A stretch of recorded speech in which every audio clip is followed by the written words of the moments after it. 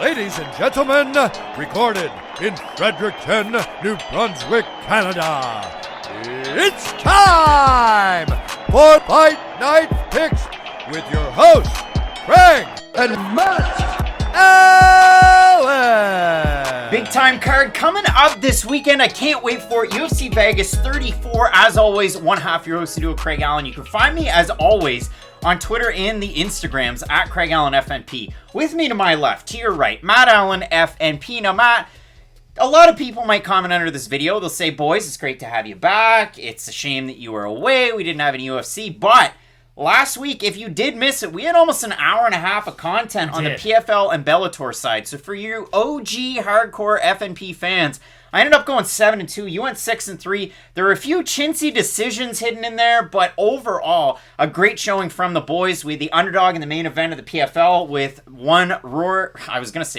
Ray Cooper III picking up a huge win over Rory McDonald. You had Gegard Mousasi holding on to his belt against John Salter, but overall, a great night of fights last Friday. There were a lot of smaller promotions coming up last Saturday, and then we parlay that into this week's card. We have Jared Cannonier, your third-ranked middleweight, taking on your ninth-ranked Kelvin Gastelum, a guy who's sputtered a little bit. You look at it, he was on a losing streak, picked up a great big win over Ian Heinisch, and then his last time out, well, he lost to Robert Whittaker, a thing that both of these guys share in their respective last fights. Decision losses to Robert Whittaker. But Matt, when we look ahead to this week, what a great card we have coming up. There's a lot of really fun fights on this card, and yes, it doesn't have the big name value that some of those other cards do, but there's a ton of fun fights looking up and down. I know you and I are both really excited for Pantoja versus Brandon Royval. That's going to be a phenomenal fight, and even I'm excited for Vince Pichel versus Austin Hubbard. I know there's the two guys at different stages of their careers, but I still think that's going to be a fun fight when it's all said and done, and anytime you have two top 10 middleweights facing off in a 5-round fight, you know it's going to be entertaining. I know Kelvin Gastelum didn't look great his last time out against Robert Whittaker, but nobody does when they fight Robert Whittaker for 25 minutes, so with the Gastelum and Cannonier both looking to get back to their winning ways, I think it will be a really, really entertaining fight in the main event. It should be a great one. We've got a couple of little new things, added wrinkles to come out this week, and I just wanted to give a shout out before the show started. You might have seen the Jordans that I had done up by Russell Customs in Fredericton, New Brunswick, Canada. I had Creations by Kemi do up a pair of Air Force Ones. He did them Fight Night pick style, and we have a true Canadian shoe. One of them with Carlos Newton, the Ronin. The other one, we've got George St. Pierre. We'll move the lace out of the way. So shouts to Creations by Kemi. You can check him out. He's out of Halifax, Nova Scotia, by way of the Bahamas, but I just wanted to give Kemi shouts. I'll have a link below to his Instagram. And any chance I can get to pull out the first Canadian champ, signed Carlos Newton Canadian flag, I will. Matt, the shoes look amazing. We're looking at a return to the live events. We've got Fight League Atlantic 2 coming back to the Maritimes. That one's out of Truro, Nova Scotia, September 25th. It's looking like tentatively I'm going to be there. Are you going to be there? We'll see what we can do. We'll see what we can do. Same weekend as UFC 266. But I can't wait for it. Appreciate the design of the shoes. Matt, let's throw it on over to our Fight of the Night screen for this weekend's fight. Can't wait for it. As always, presented by Manscaped. Check them out at manscaped.com. If you like what you see, use the promo code FNP. You're going to get 20% off and free shipping. So without further ado, the Fight of the Night. As we switch scenes, Matt goes, this should be the main event. Alexandre Pantoja is taking on Brandon Royval, who's coming off of a terrible injury and a long recovery. Matt, this fight has fireworks written all over it. Why should this be the main event? Because neither one of these guys have ever been in a boring fight. And one half of this weekend's main event is 1-4 in his last 5, which isn't the sexiest record going into another main event slot. But I'm really excited for this. The last time we saw Brandon Royval out there, he had one of the greatest fights in his division's history against Kakhramnov of France. And then a month later went and fought Brandon Moreno. And we all know how good Brandon Moreno was. And that fight was reasonably competitive. I understand he got his shoulder popped out and got viciously ground and pounded at the end of the first round, but still, he made a fairly good account of himself against the champion who we all kind of know and love at this point. So the fact that he's going in there against a guy like Alexandre Pantoja, probably the biggest power threat in this division aside from Deiveson Figueiredo, I don't know how this fight can't deliver. This is one of those Luis Smolka type fights where it puckers your butthole because you get excited about it. I know I was really looking forward to Pantoja in his last fight against Manal Kopp. Manal Kopp, he's the hotness again, so you can really get excited for this one. For Brandon Royval, what does he bring back to the table? Again, it's been a very long road back from injury. His last one against Brandon Moreno, almost 9 months ago. So really eager to see what we get out of this one. And for our second choice, I don't know how you could go wrong. When we look at a fight between Austin Lingo and Luis Saldana, how could you not get excited about this one? And I could see this one flying under the radar for a lot of people. For Austin Lingo, he's had 2 fights in the UFC. It's been a mixed bag. First one against Youssef Zalal. Listen, Lingo was a favorite in that fight, and listen, he wasn't able to implement his forward pressure and his wrestling style. Zalal was able to counter a lot of it. But his last time out, he looked amazing. And for Luis Saldana, well, I didn't think he won his last fight, but if you go back through, this guy is a finisher through and through. These guys should be able to meet right in the center of the octagon and throw down. That's why I love this one. I'm really excited for this fight. I do feel like the pressure from Lingo is going to play into the striking style of Saldana. And it's wild that Saldana, his record is a little bit salty for how young he is in his career, but he's on a great streak right now, and he does seem like he is sort of getting into his prime now. It took him a long time. It took him a lot of fights to finally get this experience, but he's looked better than ever, so I really am excited for this one. Can't wait for these fights, and if you like them and you like Fight Night picks, make sure you check out manscaped.com. Use the promo code FNP. You're going to get 20% off and free shipping with your order. And if you've never tired of hearing about me talking about my balls, you can check out a bit of a longer ad and a conversation around their products later on in the show. Matt, we've got a lot of great stuff coming up. You're not going to want to miss it. We got a couple more words after this, but without further ado, let's get into it. And I absolutely love this card, and the reason why I get excited about these cards, you might go over to Fight Matrix, you go over, you look at their star rating, which is an aggregate of the fighters, their records, their ranking, and this one's not that great. When cards are in that 3-star area out of 5, you might kind of gasp. I know UFC 266, that's already turning out to be a 5-star plus type of card. But when I look at this one, I can get excited about different matchups. Guys coming back off of losses. There's fighters that are really getting their first chance. And that's what I want to talk about, Matt, because this week I said at the very start, we're going to have an added wrinkle. And if you haven't checked it out, we have a second channel. It's called 15-Minute Card Breaks. It has nothing to do with Fight Night picks, but every now and again we open some UFC cards. We open a top striking signatures from 2020. I'll spare you the watch because it's one of our personal favorites of Fight Night picks. A submission specialist Gerald Meerschaert autograph card, 20 out of 25. You love to see it. But also, we opened up quite a bit of Panini Prism over there. We did. It got us started from Fight Night Picks, parlayed it into that channel. But the reason I talk about that, this week, you're going to have the rookie reviews. And for one of our fighters, Josiane Nunes, we didn't actually get to see her first fight, but we profiled it in great detail. Zara Farn, of course, missed weight astronomically. But we have a lot of fighters that we're really kind of wanting to talk about again. You're really getting your feet wet, and maybe you don't know a lot about these fighters. So I want to do them justice. The first time through, there's pages and pages of notes and different things that rile around and roll around in my head that I try and get out. But I want to give everybody their due. So we're going to do the rookie review during the show. Also, make sure you check out 15-Minute Card Breaks. And if you're a big fan of some of the swag that we wear on the shows, you can check it out. FightNightPicks.com. There's the full card betting guides. There's written up interviews. All sorts of neat content over there. Ian Wynn doing his own thing. Matchmaking after some of these cards. But again, you can pick up the shirts. You can pick up the Fight Night Picks Under Armour hats. All sorts of great stuff there. Link down below. FightNightPicks.com. Matt, this is one of those cards that I say I'm really looking forward to these fights. And when it comes to Saturday, I get jazzed the F up. So you're not going to want to miss any of the videos. Keep locked in with Fight Night Picks, as we always say. Let's get into it.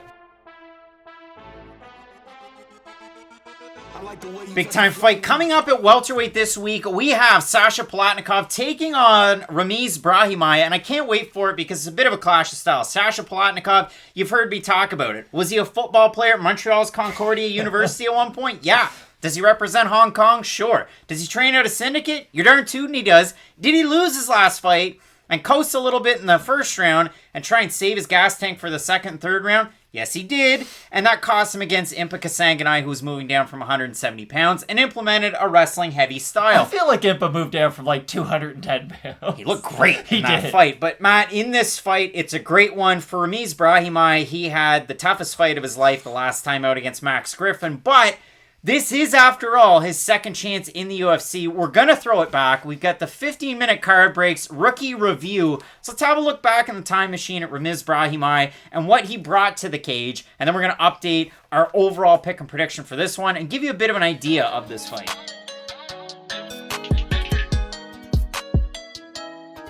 And a lot of people might not be familiar with the fighter to our right-hand side, and Ramiz Brahimaj.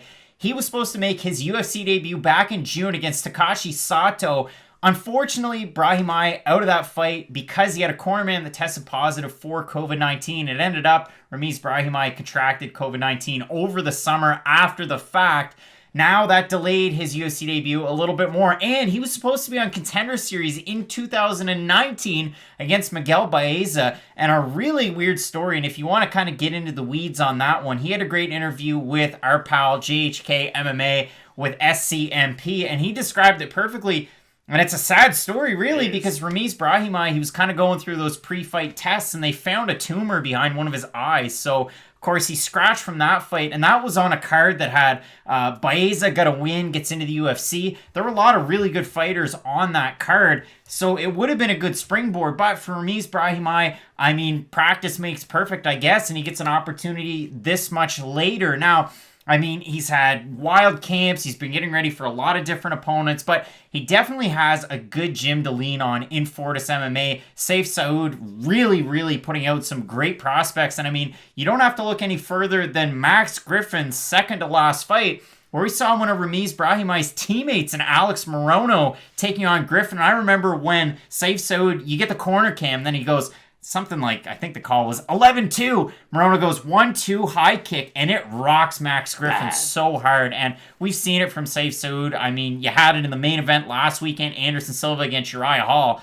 Worked out pretty good for Uriah Hall having Saif Saud in his corner. So Ramiz Brahimaj, I mean, 8-2, all 8 of those wins by submission. He's a jiu-jitsu brown belt. He's competed and medaled at Worlds in Jiu-Jitsu, so you definitely know that he has that strength with him. But also, again, the training partners he have at the gym. I mean, we can go through them on and on and on.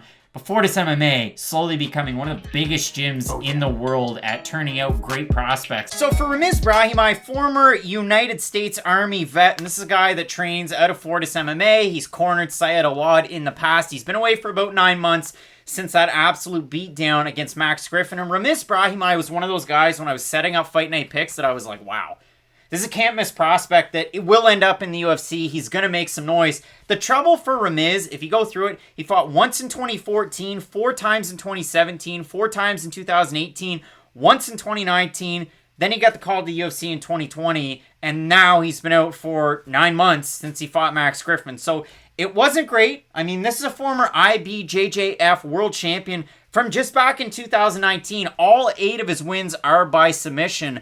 Ramiz Brahimaj, a really fun fighter to watch coming into the UFC. And the UFC did him absolutely no favors by giving him poor Max Griffin in the first fight, because I would say Max Griffin's still at like the upper echelon of what a UFC debut fighter should be fighting. But still, what's Ramiz Brahimaj really good at? Well, he's got great jiu-jitsu, a pretty good wrestling game. All Max Griffin's game's built around is defending takedowns and beating guys up in the feet. So I don't feel like we did get a fair shake of Ramiz Brahimaj's full game in his first time out. Because, and I made this mistake too, I gotta be honest, I thought he got hit by like one elbow in the clinch, got one bad cut on his head, and that was the end of the fight. Forgot the extended, I would say, minutes upon minutes of damage that he did take. And again, against a guy like Max Griffin, it really is hard to gauge a guy's UFC debut. Because Max Griffin, we know, he goes in there and fights like borderline top 15 guys and makes a good account of himself. And he just beat Carlos Condit his last time out. So that tells you how good of a fighter Max Griffin is. This will be an interesting fight, though, because where Brahimaj succeeds is where Palatnikov struggles. Palatnikov got on our case. He thought, hey, I'm better than these boys over here at Fight Night Picks. Got in the comments, said some stuff. Did an interview with us. Exactly. Maybe started the Fight Night Picks interview curse. Yeah. That's tough. But that was the thing about him against Ibika Sanganai. I thought, okay, after Luis Kosei fight, he defended some takedowns, his cardio looked great. Now, I understand Luis Kosei's cardio looked awful, so it might have made Palatnikov's look a little bit better, but still, when you're a huge underdog and you win in your UFC debut, I can't take too many negatives from it. And I really thought, okay, Ibika Sanganai, we don't really know what he's going to look like down at 170. After the loss to Joaquin Buckley. Exactly. Ibika Sanganai ragdolled Palatnikov the second they got onto the mat. And that really is the thing that this fight comes down to. This fight, I guess the 2 most important things in this fight are takedown defense, but I'd also say cardio. Because with Palatnikov, if he is fresh, I think his movement alone can defend some of the takedowns of Brahimaj. And I do feel like as Ramiz is moving forward, Palatnikov will be able to get some good shots off on him. Now, Palatnikov's interesting because he does have a very extensive striking background, but I don't feel like he has that one-punch knockout threat. Throws in combination punching quite a bit, likes to end his punching combinations with kicks, and that'll be interesting to see how much he does decide to kick against Brahimaj, because let's say he does start going to the body early, and that kick is landing, then Brahimaj's power bar is just going to go down so fast, and in that second and third round, Palatnikov might look great on the feet. The reverse to that is, if Palatnikov throws maybe one lazy leg kick, and Brahimaj not even takes him down off it, just catches the kick to put it in the back of Palatnikov's head, then I could see this being, okay, Palatnikov's very hesitant on the feet. He's afraid to let his hands go because he knows once I do let my hands go, that's when my body's open up to get taken down. So this fight really does come down to cardio. I'd say more than any other one on the card. For both of these guys, I listened to interviews before this fight. For Ramiz Brahimaj, he did one with JHK with Sportskeeda. He talked about kind of the road to recovery, how this was a good matchup. I wouldn't say favorable, but a good matchup. He can implement his style. He can strike a little bit. And for Ramiz, it's not like he got beat up on the feet as bad as the Kasanganay fight, the Max Griffin fight. In the past, he was the guy doing the damage, dropping guys, hurting them, submitting them. For Sasha Palatnikov, throws nice kicks, switches stances, throws a nice lead hook from either stance, and really outlasts a lot of guys. He did an interview with Odds Checker US with James Lynch, and he kind of alluded to the fact, to me it sounded like, okay, well, it's worked for me in other fights. I'm going to do it again in this fight. Maybe feel it out in the first round, take over in the second round, take over in the third round, win a good fight, like he did with Luis Kosei. So I look at this fight, it really is tricky, and when does he kind of wake up? Because in this fight, you're training out a syndicate, you've got Dana Rodriguez, you've got Michael Chiesa, you've got Dustin Stoltzfus, you've got Aaron Jeffrey, you've got all these big names, John Woods, your head coach. What can you prove to me that you've learned from these guys in a fight like this? Because I think both of these guys have really important training partners to get ready for this fight, and I mentioned them both. Chiesa for Palatnikov to get ready for Brahimaj is like Syed Awad to Ramiz Brahimaj. Because if you look at Syed Awad, what does he do?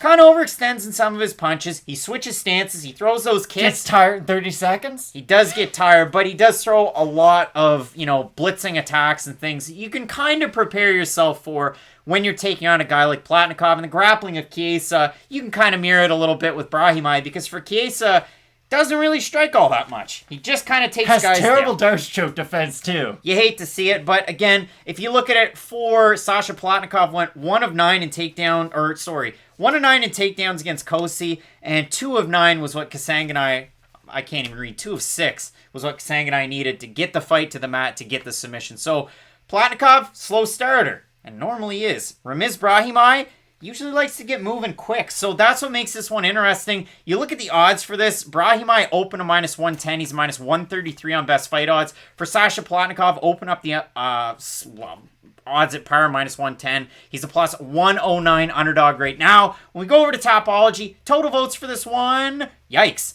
1,058 total votes, 74% with Palatnikov, and they're split half by decision, 46%, and then you have 47% by knockout. For the 26% that have Brahimaj, 39% by decision, 47% by submission. Does that surprise you? Because it surprises me. It doesn't surprise me. I will be completely honest. Now, I see this fight being very, very close, and I can honestly bring up a pretty good argument for why Palatnikov can win this, because Palatnikov does my favorite thing to defend takedowns. He's not stationary. That's the thing about Sasha Palatnikov. He never stops moving his feet, and even if he doesn't have a high level of output in that first round, it's not like he's a stationary fighter. It's not like he's like Conor McGregor in the second Dustin Poirier fight, where it was all boxing stance. Like, he still does move around quite well, and even if he does lose that first round, I feel like he can burn it. If you burn that first round, let Brahimaj go for takedowns, and let himself overextend, maybe you can get some of those reads, and maybe in that second and third round, by throwing a combination, by throwing some of those really nice kicks at range, I do think there is a path to victory for Sasha Palatnikov. But I do think I am going to pick Ramiz Brahimaj in this fight for this reason. Palatnikov just throws kicks too much. It's too much for me. I'm sorry. It's kind of like Zabit. Zabit throws too many, 720 head kicks. I know I'm always going to bring Zabit up. But for Palatnikov, it is true. He's not a fighter who can go in there and just beat you with his hands. He does need to incorporate his kicks to really get the most out of his striking game. Even look at Luis Kosei. When Kosei could get into boxing range with Palatnikov, he was landing on him. But once Palatnikov was able to get his feet under him, start to move around a little bit, and incorporate his kicks, then Luis Kosei was so much further away from him, Kosei could never really reach him with his boxing combinations. So at the risk risk of looking dumb and laying out what I think is an all-right game plan for Sasha Palatnikov, I do think Brahimaj, if he can catch one of those kicks, get the takedown in that first round, again, just wear on Palatnikov. You don't need to go for the submission in the first. Make him feel your weight, and then I think the fight will get a lot easier from there. I do like Brahimaj in this one. Palatnikov doesn't have bad jiu-jitsu. It is good, and he does have a decent stand-up game, but I do think that with Ramiz Brahimaj, I like the wrestling, I like the jiu-jitsu. I don't like that his last win was about 2.5 years ago, and he took such a bad beating in his last fight, but I do like the physical strength that you get out of a guy like Ramiz Brahimaj. So, and I guess, here, I just have a question to go over to you, because this is something I think about a lot. Do you think for Brahimaj, that was just one fight he had to get out of his system because it had been so long? And I understand that's a bad performance to have on a big stage, but do you think he just kind of needed a performance, get one behind him, kind of just get back into the cage, or having a 10-7 round max scrimmage is just never a good thing no matter what? Well, I mean, originally he was supposed to take on Miguel Baez on Contender Series, and he was out due to injury. And then he's supposed to take on Takashi Sato in the UFC just a couple days after that. And Cornerman tested positive for COVID-19. I guess it was a full year after that. And we previewed that fight here, and I was excited about that one. So the UFC already had an idea of where Ramiz Brahimaj was with these guys in between like 30 and 15 in the welterweight division. And not to say that Palatnikov's a big jump down, but it's not in the same level or ilk as a guy like Sato or a guy like Max Griffin. So I do like Ramiz Brahimaj in this fight. Again, a lot of signs point to Palatnikov with the longevity and the durability, but I do like Ramiz Brahimaj in this fight. We both have him to get the win. Let us know down below in the comments section who you have in this fight. Is it Hong Kong's Palatnikov? Is it Ramiz Brahimaj? We got a great card coming up, headlined by a couple of middleweight contenders. You got Jared Cannonier and Kelvin Gastelum. You're not going to want to miss. Keep it locked in with Fight Night Picks, as we always say. Let's get into it. Couple of young fighters competing this weekend, looking to get off the schneid. We've got the Predator, Roosevelt Roberts, taking on La Jaula, Ignacio Bahamondes and Matt. For Ignacio Bahamondes, I really equate his nickname with one of his former or current training partners, Juliana Pena, because she loved in that one combate fight to explain what La Jaula means, and then she just kept saying it all the time. It means the cage, if I've learned any Spanish in my life. And for Ignacio Bahamondes, this is a guy, and I made a point of writing this down. His father was a pro kickboxer in Chile. He moved to the States at a very young age to train, and he's still at Valley Flow Striking Systems getting ready for this one. You see a lot of big names coming in and out of that gym. Bilal Muhammad is one of those fighters. We've also seen who? Macy Barber there. Hugo Flores is there now. Mike De La Vega. Pena. And then the other fighter that I noticed in some of the pictures, and I really, really had to dig deep on her Instagram because most of her pictures are not of fighting. Felice Herrig. Now, don't take that the wrong way. Kayla Harrison fans, you know what I mean when I'm saying that. But when I look at this fight for Ignacio Bahamondes, I decided not to do a rookie review for this one because throw out all of the tape study that you did on Ignacio Bahamondes getting ready for his fight against John Makdessi. We were really critical getting ready for that one because Makdessi, old. ACL. Really late into his 30s in terms of fight years at lightweight. He also absolutely destroyed his ACL. Took a long time to recover. Switched gyms. Started training down in the southern states. We didn't even think he started training until like 3 weeks before the fight. That sounded like the truth. There was an interview that was out there. But if you want to go back, make sure you check that one out. But to me, it was the fact that Ignacio Bahamondes is a somewhat polished striker that can get hit. He throws a lot of volume. He takes chances, but somewhat similar to, and I had to write this in my notes getting ready for this one, and it's a bit of a sore spot for the Fight Night Picks guys because Haji Bastayev at Bellator last week, at Bellator 264, Ignacio Bahamondes fights in that style where he baits guys in, he'll throw the kicks, and then all of a sudden it's a quick uppercut with that long lead hand that really starts to land. And for Bastayev, he had a lot of success against Ty Guerter doing that a week ago. Now, I thought that Guerter won the fight. It was incredibly controversial. But for Ignacio Bahamondes, really tricky striker to try and figure out. Roosevelt Roberts, I bet you 9.5 times out of 10, he's the taller fighter in all of his fights. This is going to be one of those weird circumstances where Bahamondes a little bit taller. Of course, we'll see them at weigh-in day. But just like baseball players, usually you get an extra inch or two in terms of the reach, in terms of the height. But when you look at this, for Bahamondes, 3-2 in his last 5. And that's not the sexiest record. For Roosevelt Roberts, you could say that he's 2-3. His last fight, it shows it as a D or as a no contest, which it truly was against Kevin Croom. The guy got choked out standing up by a guy that ended up testing positive for marijuana and then ultimately losing his That's win. not a PED. Now, pretty sure he ended up getting to keep his performance bonus after the fact, but for both of these guys, really sputtering, looking to kind of build back up. For Bahamondes, much younger, he turns 24 in just a number of days. For Roosevelt Roberts, he's 27 and a half, and he's been with UFC for a surprising amount of time to me. So overall, I think stylistically this fight's great in terms of the matchup. What are you saying here? This should be a really fun fight, because you brought up a really good point with Ignacio Bahamondes. You look at his size, and you look at his reach, and you assume that he does try to fight. And I'll bring up Santiago Ponzinibbio, for instance. Just a guy who will use a lot of leg kicks, use a lot of jabs, use some of his long-range tools, but he does welcome that clinch. He does really like, it's kind of like the Daniel Cormier, like, single collar tie. Throw a lot of uppercuts up the middle, and it worked to some effect against John McDessie, but the problem was that he was eating 2 or 3 shots when they were kind of at that mid-range distance before he could land that one when they would crash together.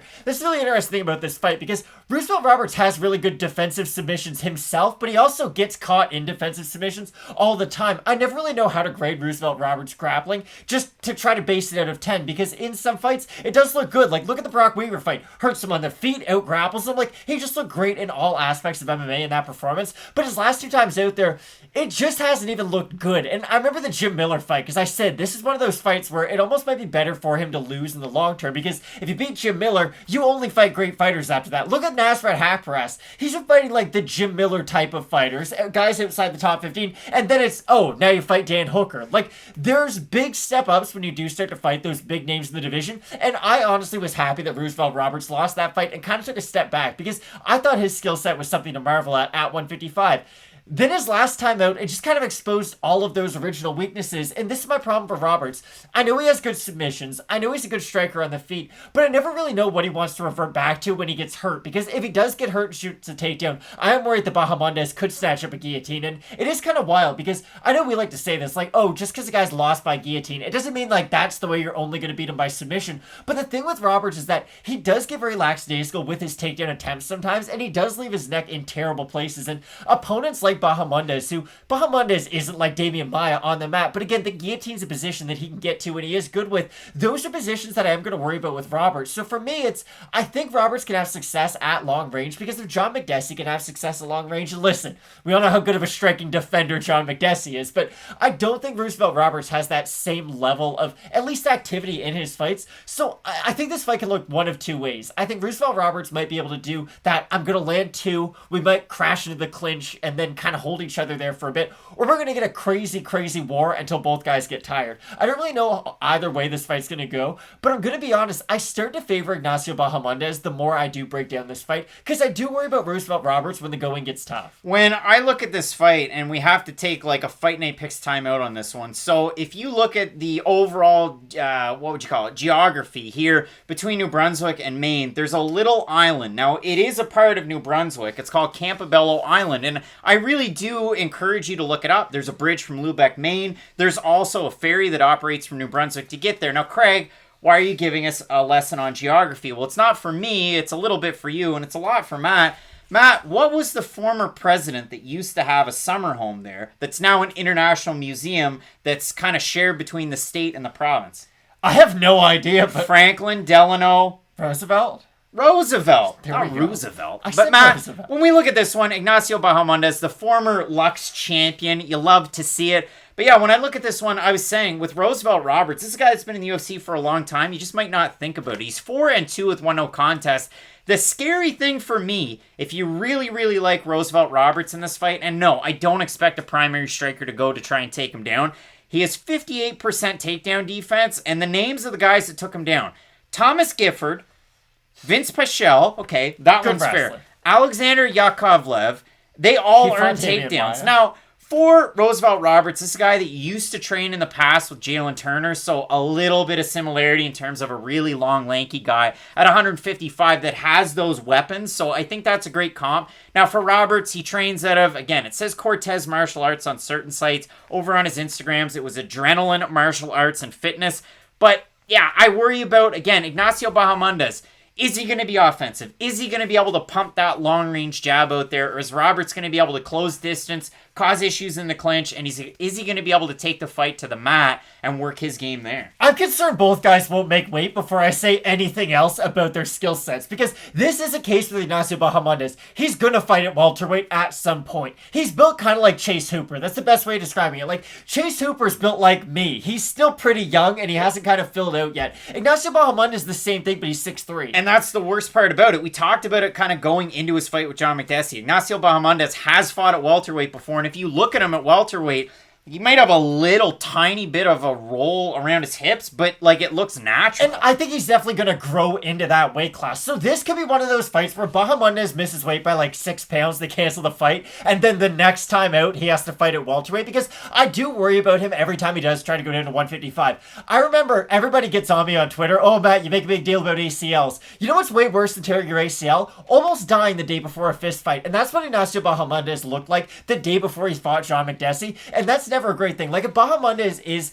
at, let's say, 90%, he has decent cardio, he does have good volume, and he can fight moving forwards and backwards, then I do like him in this fight against Roberts. But this fight for me really does come down to that question mark kick show. For Ignacio Bahamondes, 35-0-1 is an amateur kickboxing record.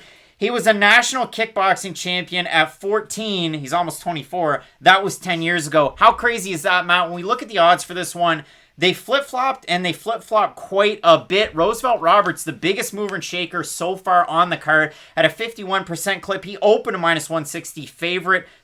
He opened a +140 underdog. He's a -146 favorite. Bahamondes opened the -160 favorite. He's a +120 underdog. When we have a look at the Tapology votes, they're a surprise to us as they are to you. 1,065 total votes, 71% Roberts, 71% by decision for the 29% that have Ignacio Bahamondes to get the win, 63% by decision. If we look at the 5 on in for Bahamondes, decision win, split decision win. He beat Edson Gomez by knockout on Contender Series, and then he lost the decision to John McDessie. For Roosevelt Roberts, decision, submission. So maybe you feel different ways about it. I like the fact that Roosevelt Roberts zombies forward. Now, can he get caught by a lot of shots? Sure.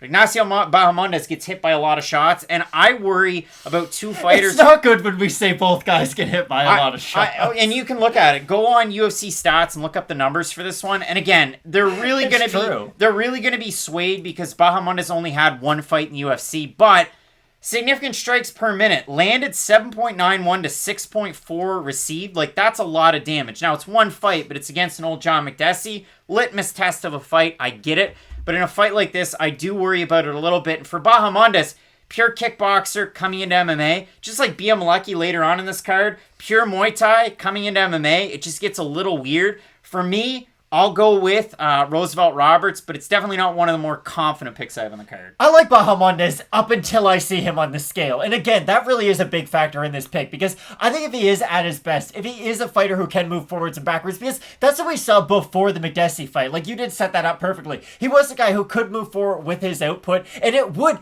he doesn't really have one-punch knockout power, but similar to Max Holloway versus Anthony Pettis, for instance, where he would just kind of melt you with his volume over time. I think if we do see a fighter similar to that, he can beat Roosevelt Roberts. So for me, I'm going to ever so slightly pick Ignacio Bahamondes. And if you want to have fun, Ignacio lost the split to John McDessie, but the way that we've sold it, go back and watch the fight. I definitely thought McDessie won. The second round was close, but the volume through every round and the damage was in McDessie's favor. Matt's got Bahamondes in this one. I've got Roosevelt Roberts. I can't wait for the fight. We got a lot of great ones on this card that you're not going to want to miss. Keep it locked in with Fight Night Picks, as we always say. Let's get into it. Big time fight coming up this weekend at light heavyweight. We have the Nightmare William Knight taking on the Water Buffalo Fabio Cherant. And Matt, this is a perfect opportunity to talk to you about our second channel. It's 15-minute card breaks. Check it out. We got great videos over there. If you're a sports card fan, not just a UFC fan or Panini Prism fan, we do have some videos over there opening the cards, talking about sports, but for Fabio Cherant, his UFC debut, well, we will talk about it, but we talked about him in great detail when he took on Alonzo Menafield on short notice. We'll give you the rookie review, we'll come back, and we'll preview this entire fight and what it means for this division.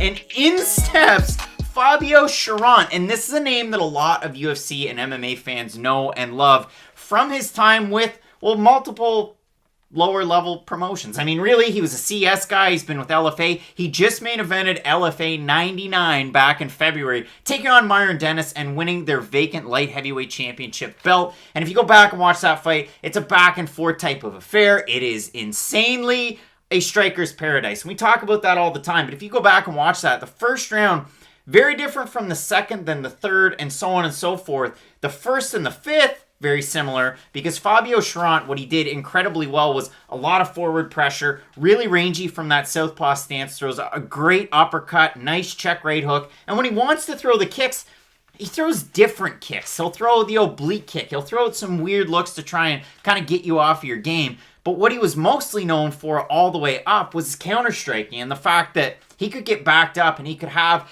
the Chuck Liddell type reaction. He could have the Uriah Hall type reaction where he plants and throws and he can hurt you. And if you look at a lot of his wins, majority of them by submission, and we've seen that too. His takedown defense is so-so. I wouldn't rate it as an A. I wouldn't rate it as a C. It's somewhere in between. A B, perhaps. The one thing that Fabio Cherant definitely has is a lot of great defensive submission abilities. And when it's on the mat, you definitely have to worry about him. The only fight where we've really seen him in a ton of danger is that Alexa Kammer fight where he goes out there and cracks Kammer in the second round. Kammer's kind of rocked and then throws a jump knee and absolutely lands. Cherant does a backflip, gets on top of him, hammers away as War Tyone is in the cage to wave it off. So for Fabio Cherant, again, really long, rangy striker. I got a ton of notes on this guy. It was a pleasure to go back and watch some of his regional tape and some of the recent fights that we've seen out of him since he lost that fight to Kammer on Dana White's Contender Series 2019, the third season. He's won 3 in a row, 2 of them by decision. And I like to see that too, because this is a guy that was beating the guys that he should have beat on the way to the UFC or on the way to Contender Series. They even talked about it there. You know, Buck Pinio was what, 1-5? I know he was booked to be at an NEF event that I was supposed to be at. Like, not really the best competition, but if you look at it for Fabio, he's finishing them early and often. So all the way up, stuff like that's going to happen. Even in his decision win that he had not that long ago against UG, I mean, listen, the guy was 36 years old. He was a Canadian. It was with CES. And the one thing that I didn't like there before I hand it over to you, Cherant weighed 209 for that fight. That was just back in October 2020. For the fight, the championship fight with LFA, he weighed in at 204.8, so maybe the weight troubles are behind him. Maybe it was just a tough cut there. But he won that fight 30-27, 30-26, and 29-28. The judges were watching it blindfolded. Cherant won it overwhelmingly. It's a really interesting fight, though. All right, Matt, so when we look at this fight, for Fabio Cherant, I thought the defensive submissions, you gotta worry about it. And a lot of people in the comments section said, with Fabio Cherant, when he gets his back up against the cage, he's usually a lot bigger than his opponents. He can end up being taller. I know he's only listed as 6'1", but he's a guy that can get your head in under his arm and go for a lot of those sneaky submissions. And against Menafield, well, this is a guy that struggled against wrestlers in the past. Obviously, Devin Clark's to that ilk. He's up there as one of the better wrestlers at light heavyweight. And Alonzo Menafield walked in there, got in that bad position, took him down, and Vaughn flued him. So that was crazy. And listen, I've never seen a bigger foot-in-mouth moment than William Knight's last fight when I said, oh, William Knight's just going to wrestle down Jung and he's going to win that fight. William Knight got beat pillar to post in that fight and looked terrible. So for both of these guys, they looked awful in their last fights. I never talk about the odds before we talk about the breakdown, but I want to incorporate it into what I just said. Minus 325 at open for Knight. That's gradually gone down. He's a minus 193 on best fight odds. For Cherant, open a plus 275. He's a plus 159 right now. It's so crazy to me that William Knight, a lot of success. Obviously, you know, he lost that fight to Tafon Chukwe when he was on a developmental deal with the UFC. Okay, Tafon's great. Then you lose to Dao Jung, who's a good fighter, don't get me wrong, but I mean, William Knight was a favorite, and from all the tape study I did, I thought Knight was going to win. That open really surprised me as far as that line. Because Fabio Cherant's not that good. It's just, I don't think he's that great. William Knight has at least shown that he is a proven UFC light heavyweight. Fabio Cherant, I understand outside he looked okay. He does have good submissions. Like, I know for a fact, though, that neither one of us were all that excited, I guess, for his UFC debut. Like, yes, Alonzo Menafield could have offered a unique stylistic matchup, but I'm pretty sure going into that fight, we were both fairly confident that Menafield was going to win. I know for a fact that I was. Now, did I think he was going to win by, like, one of those really weird, unique, niche submissions? No, not one bit. but I still had without a doubt in my mind that Alonzo Menifee was going to be able to win that fight. And the weird thing about William Knight, though, is that he does have good power punching. He has, is it fair to say, a surprising cardio for the size of him? Well, if you look up William Knight over on the Instagram, all he does is strength and conditioning. And that's it. There's never any, I'm hitting the bag. It's always strength and conditioning. Like, he's always in the gym.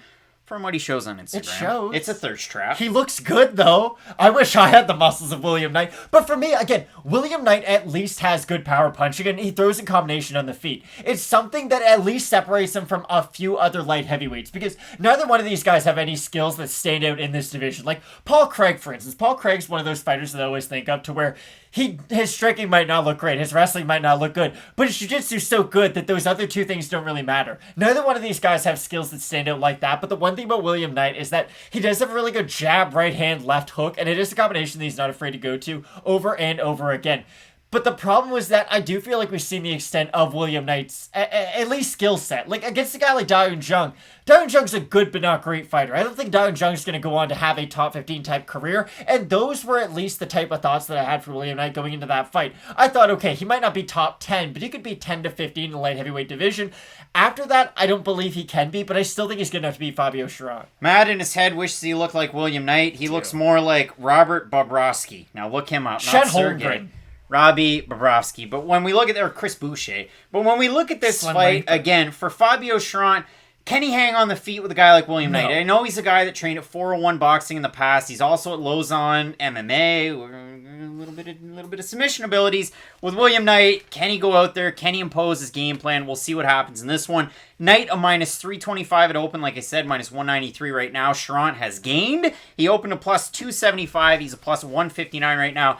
Those Tapology votes, yikes. 1,132 total votes, 86% Knight, 75% by knockout. For the 14% that have Cherant, 40% by decision, 17% by submission, and 37% by knockout. I don't think that math checks out.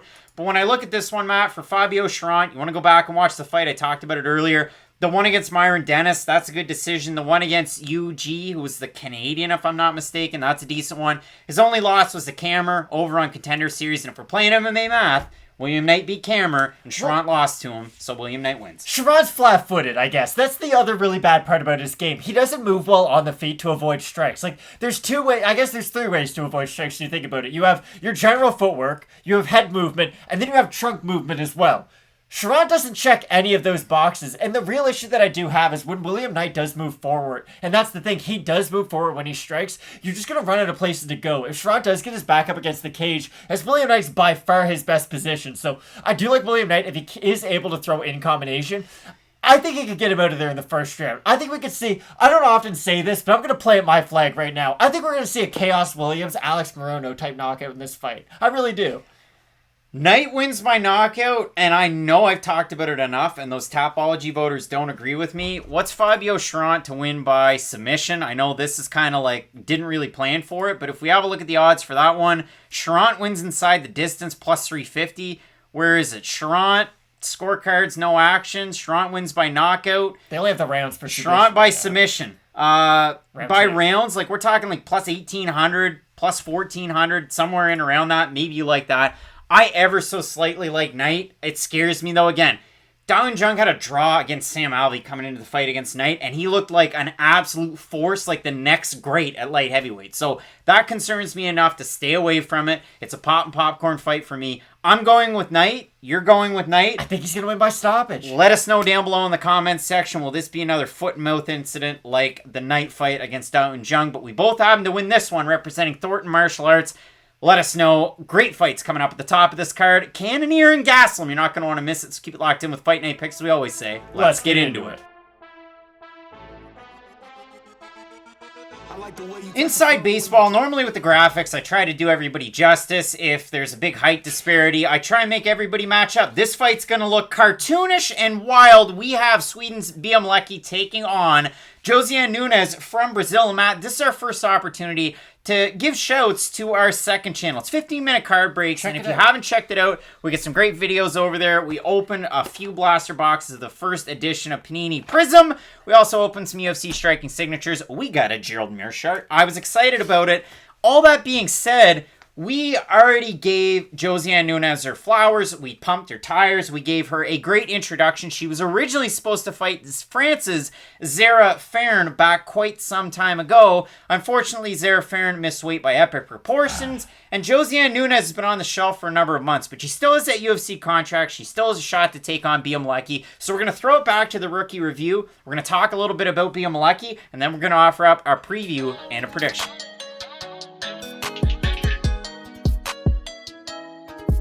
Like I said, she's taking on Brazil's Josiane Nunes, and I've watched a lot of her fights. There's a lot of tape out there. It might not be the best shot stuff, but you can find it out there. She's a Muay Thai expert. She's a southpaw. She is gotta be the shortest bantamweight in this division. She's 5'2". She stands really low. She throws a lot of power kicks. She looks like she's tired from the first second of the fight. She throws in combination. She's got power on single shots. But the best thing that Josiane Nunes does, it's something that Andrei Arlovski does well. Up on top of this card, she will blitz forward and land with power. And once she backs her opponents up to the fence, it's, to steal a phrase from Michael Chiavello, it's good night, Irene. It will be interesting because you, again, as someone mentioned it, the clinch game of Zara, if she is able to clinch up, get a nice Muay Thai clinch, and throw knees up the middle, those are going to be really hard for Nunes all night. But the problem with that is going to be, Nunes is going to be able to throw all those body shots and really get on the inside that much easier. The plum clinch is actually Josiane Nunes' best position. It's even against taller opponents, that's been her best position. So let's focus on Josiane Nunes a little bit more.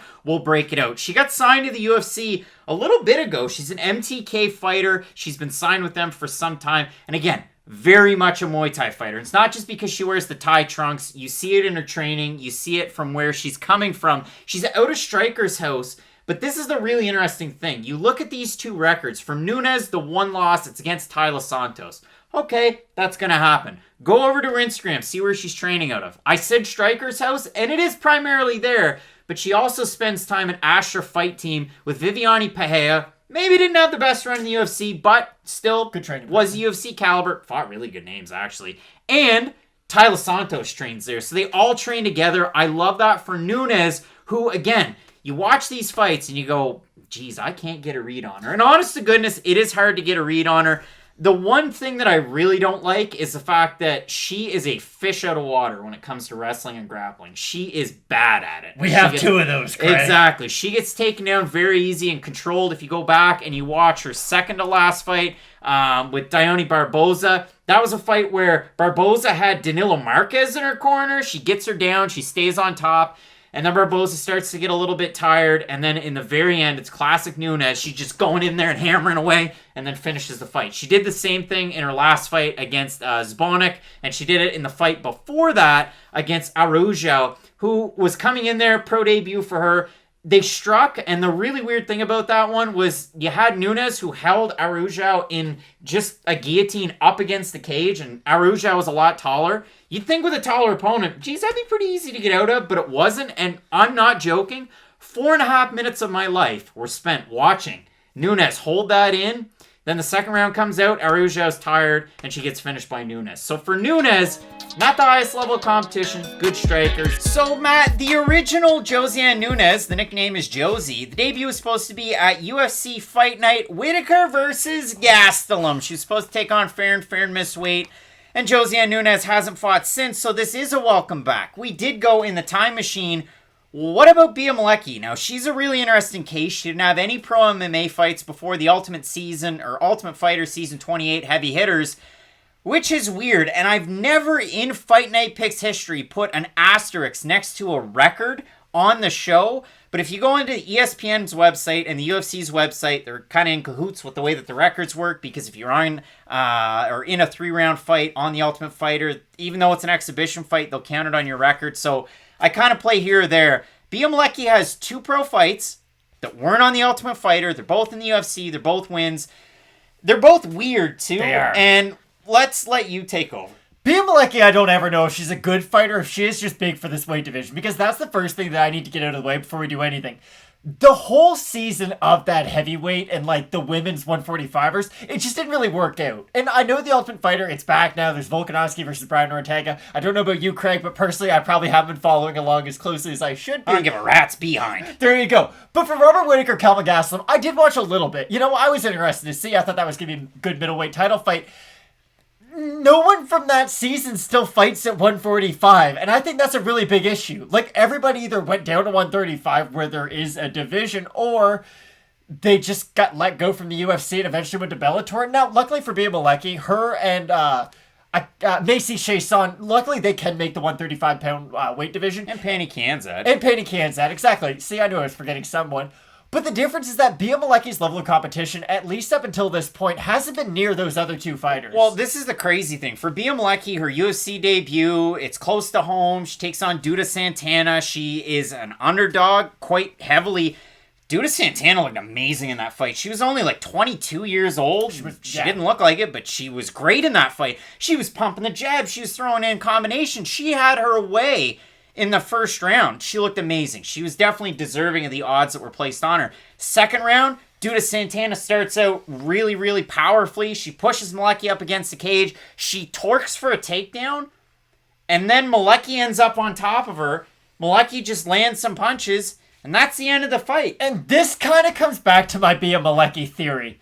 Does she win fights because she is the much larger fighter in some cases? Because she softens her up and she submits her. But the point is, it was just a really weird fight where Malecki was losing until she won there. There was someone, I forget the other fighter who I brought this up in one of their fights, but I remember saying they might only win this because they're significantly bigger. This is the thing, Malecki, she throws strikes to keep range or to maintain range, but she can't maintain range. Her opponents don't have respect for her power a lot of the times. That's the real issue with Malecki. Her strikes might look good, and yes, well, technically they are all probably, like, they have good technique behind them. None of her opponents respect her power, and since they don't respect her power, they can crash into her constantly, and that really is the big problem with Malecki. I think if she did have the Muay Thai background that we talk about... No.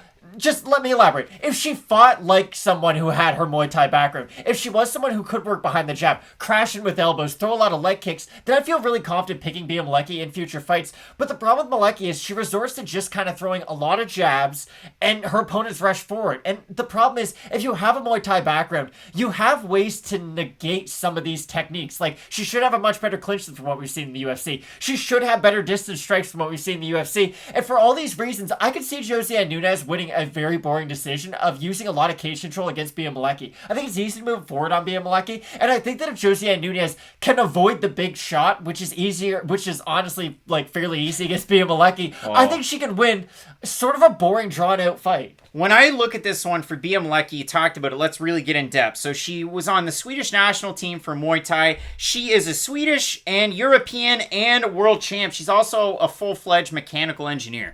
Which is very impressive. That's crazy because I couldn't hack it in chemical engineering, so good for her with mechanical. But she's somebody that I've seen kind of cross-train with a lot of different fighters. She had a really interesting corner her last time out. It was Cheyenne Bays, and I've seen her training in the States with the Bays family, I guess, her and JP.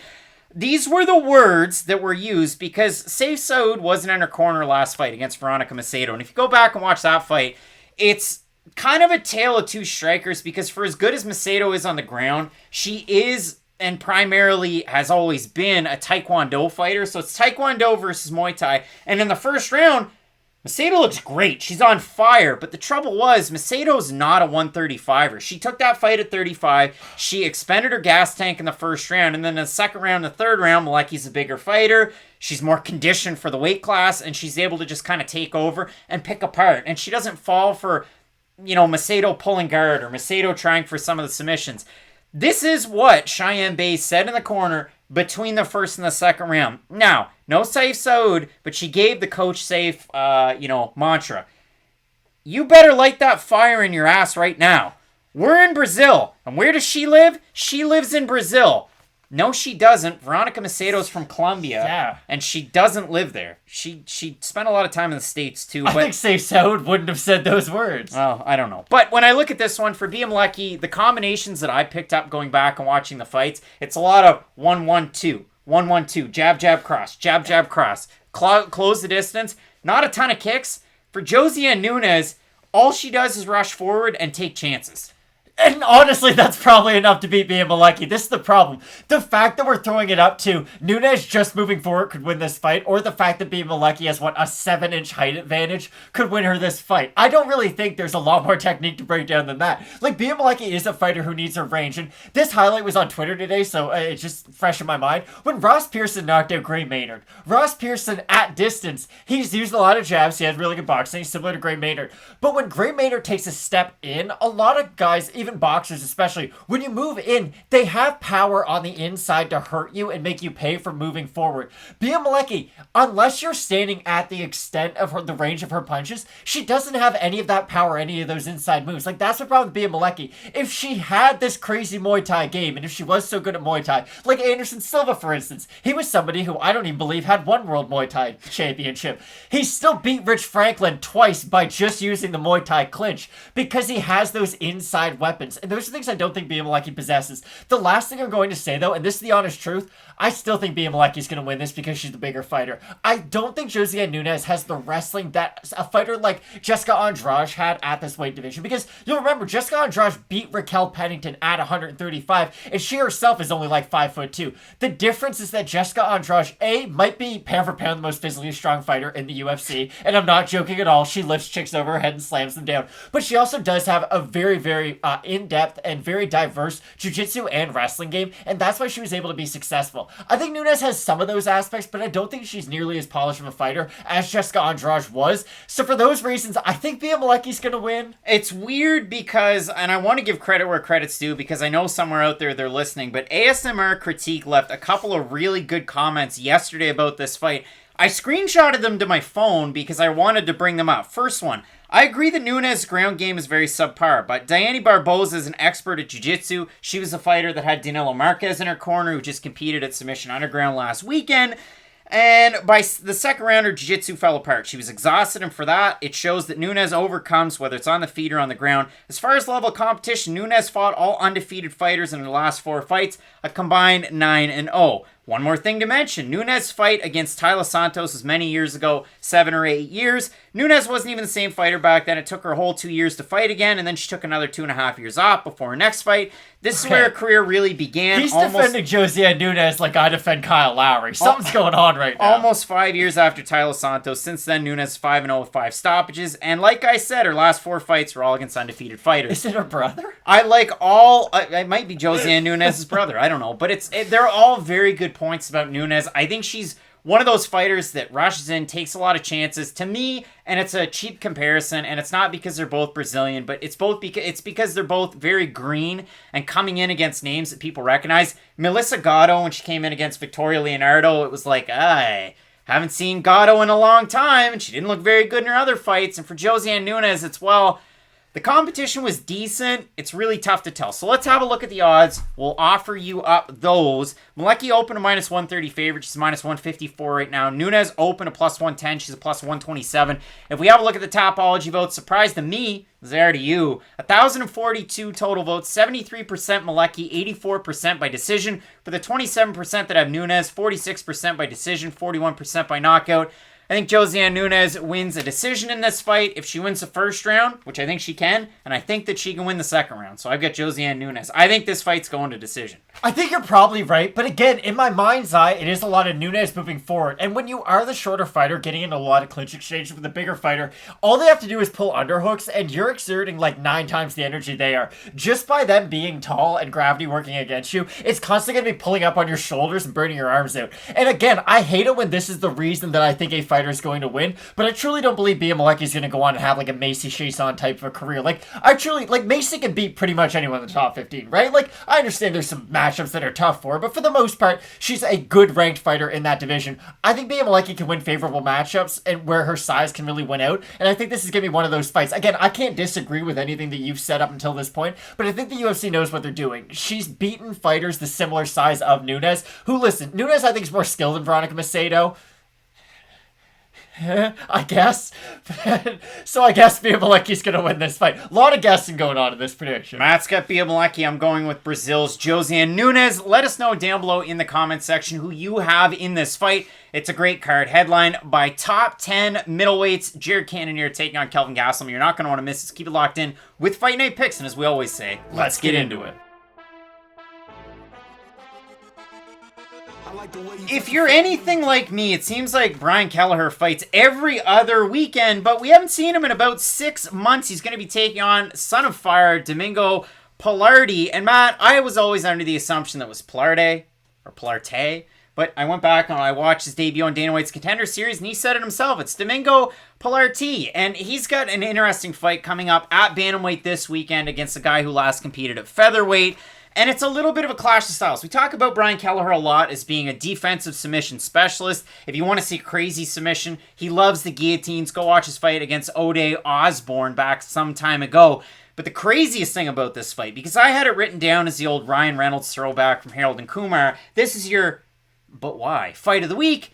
But it's not, because these guys were actually supposed to fight in what would have been Domingo Pilarte's UFC debut at UFC 230. Lewis versus Cormier. Now, since then, Brian Kelleher has fought about 6 times. That's absolutely insane. And for Domingo Pilarte, he lost a split decision to Felipe Colares, and then he took on Journey Newsom, and he got finished really, really quick, and his head bounced off the canvas. It was gross. He was knocked out, like, bad. So that fight was about 1.5 years ago. The Colares fight was 2 years ago. His last win, and this is where it gets squirrely, he beat Vince Morales by submission on Dana White's Contender Series 3 years ago.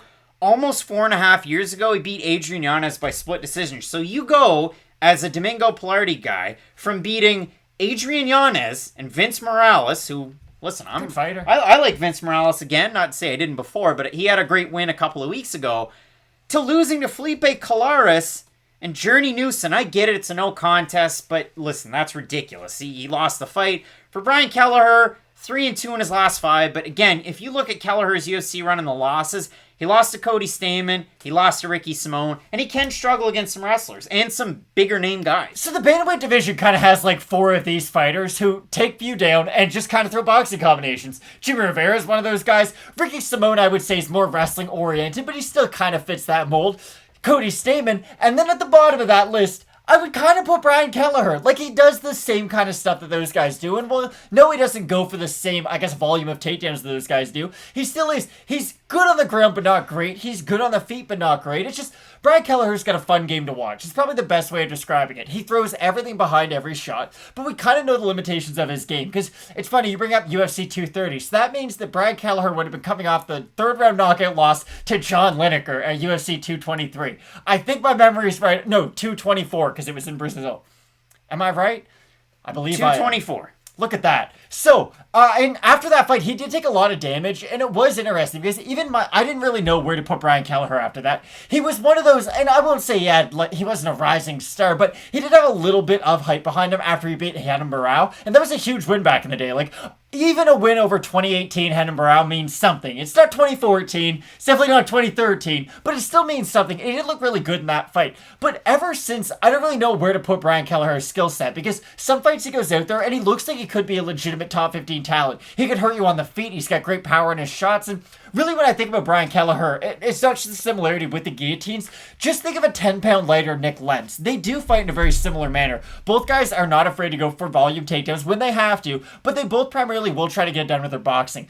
The thing about Brian Kelleher that I do worry about is his susceptibility to leg kicks. I think Domingo can hit him with so many leg kicks it's not even funny, because with Brian Kelleher, it's weird. A lot of fighters will eat a lot of leg kicks in one of their fights, and then they will then get that weapon. Brian Kelleher still just eats leg kicks. He still doesn't throw a lot of offensive calf kicks, and I just wonder if that's ever something that he will incorporate into his game. But the huge advantage that Brian Kelleher has coming into this fight is his experience and his strength of schedule. You bring up some of the guys who Domingo Pilarte fought in the past, and they're good fighters. But they're good fighters at early points in their career. Brian Kelleher was in there with prime John Lineker. He was in there with Marlon Vera, who... Prime Julio Arce, beating him twice. Exactly. Like, Brian Kelleher's been in there and done that with some good fighters. I won't throw great next to them, but he's been in there with some really good fighters. So it is hard for me to say, okay, Brian Kelleher, you're not as good as the Cody Stamans, the Ricky Simones, and the John Linekers of the world. I still think you're better than Domingo Pilarte at the end of the day. And for me, it really comes down to, do you think Brian Kelleher is a top 15 talent kind of guy? Or do you think he always will kind of be in that Fringe. weird, like, 25 to 15, but he can have a fun fight with just about anybody? Fringe guy. I mean, you look at it, you look at some of the names that he's been booked against. I mean, that little losing streak. Lineker, Montel Jackson, that was a weird finish. He beats Ode Osborne. He outlasts Hunter Azur's first round, finishes him in the second round back in early 2020. Loses to Cody Stamann, and obviously there were kind of extenuating circumstances around that fight for Cody Stamann, but he went off in that fight and looked amazing. And Brian Kelleher didn't look very good. And then he beats Ray Rodriguez, that just didn't get a great shake in the UFC. And then he loses to Ricky Simone. That was back earlier this year, where he's a plus 200 underdog, which is understandable. But he parlays that into this fight for Domingo Pilarte. His last time out, about a year and a half ago, he got knocked out cold. And the losses that we talk about for Domingo Pilarte, we talk about the wins, but the losses, he lost to Cial Machado back at Legacy FC 27 in 2014, and then he loses again in 2019, and then he loses again in 2020, and he gets knocked out. So it is a little weird, but he's been off for a very long time. You expect him to be fresh. Coming out of Revolution Dojo and 4 Ounce Fight Club, a name that kind of rings around there that kind of reminds me a little bit of Kelleher, maybe not with the leg kicks, is one really tough out. And you know who I'm talking about. Who is it, Matt? I'm trying to think. Who's a guy out of Houston that absolutely bangs in the lower weight classes? Daniel Pineda. That's true. 4 Ounce Fight Club's own. So when you look at this one, style for style, Domingo Pilarte can kind of do everything really, really big for this weight class too. Huge advantage in terms of reach, in terms of height. Will that play out as a big difference maker with a much smaller Kelleher? I think it really could, because that's the problem with Brian Kelleher. He doesn't throw straight shots. A lot of them are looping. He does rely a lot on that overhand right-left hook combination, but listen, it's a good combination that's worked for him up until this point. But again, for Kelleher, I think his best path to victory would be shoot for takedowns, mix this up as much as possible, because Brian Kelleher is just a good example of a wrestle boxer. And I understand wrestling might not be at the most forefront of his game, but it is something that he's always got in his back pocket, and he's not afraid to use it. I do like Brian Kelleher in this fight, just because for Domingo Pilarte, I just don't think he's really progressed that much since he was that fighter on the LFA scene. I still think in large part he does the same kind of stuff, and he hasn't been able to really be consistent enough to prove me otherwise up until this point. Maybe this is the performance that completely changes my mind, but at least for right now, I've got to stick with Brian Kelleher. Brian Kelleher has a birthday August 19th. It's coming up. Wish him a happy birthday over on the IGs, Matt. Kelleher coming into this fight, minus 140 favorite. He's a minus 174 right now for Domingo Pilarte. Open to plus 120s, plus 145. Over on the Topologies, 1,108 total votes, 88% Kelleher, 30% by decision, 25% by submission, 39% by knockout. There's 12% that have Pilarte, 53% by decision. A slim margin either way for the finishes. I like Brian Kelleher due to the volume on the feet. Can he get caught by a long shot? Sure, he can. But I think he can dominate, and we'll see what happens here. But I like Kelleher in this one. Yeah, no, I agree. Both of us going with Brian Kelleher to get the win. If you like Domingo Pilarte, you want to show him some support. He's a guy that's in need of a win. His last win was 3 years ago over Vince Morales on Contender Series. You let us know that down below in the comments section. If you're loving Fight Night picks, if you're not, you just tell us what you want. Yeah. You can find us on the socials at Fight Night Picks as well. Matt, we got a great card coming up. Cannonier taking on Gastelum in the co-main event. Mark Madsen taking on Guida. You're not going to want to miss that. Keep it locked in with Fight Night Picks, as we always say. Let's get into it. I've got this one circled as a possible fight of the night for this weekend at featherweight. We have lights out Austin Lingo making his second start outside of Texas in as many fights. This is a guy that just kept fighting at home. He's going to be taking on Luis Saldana, a guy that finishes more often than not, and I don't know about outside the cage, but this guy is a proven finisher inside of it. This is an absolutely great fight, and for Luis Saldana, we talked extensively about his background before he went into his UFC debut against Jordan Griffin. We're going to throw it back to the 15-minute card breaks, rookie review, then we're going to get it back, talk about Austin Lingo, how this matchup comes together, and offer up a pick and prediction. You're not going to want to miss that rookie review.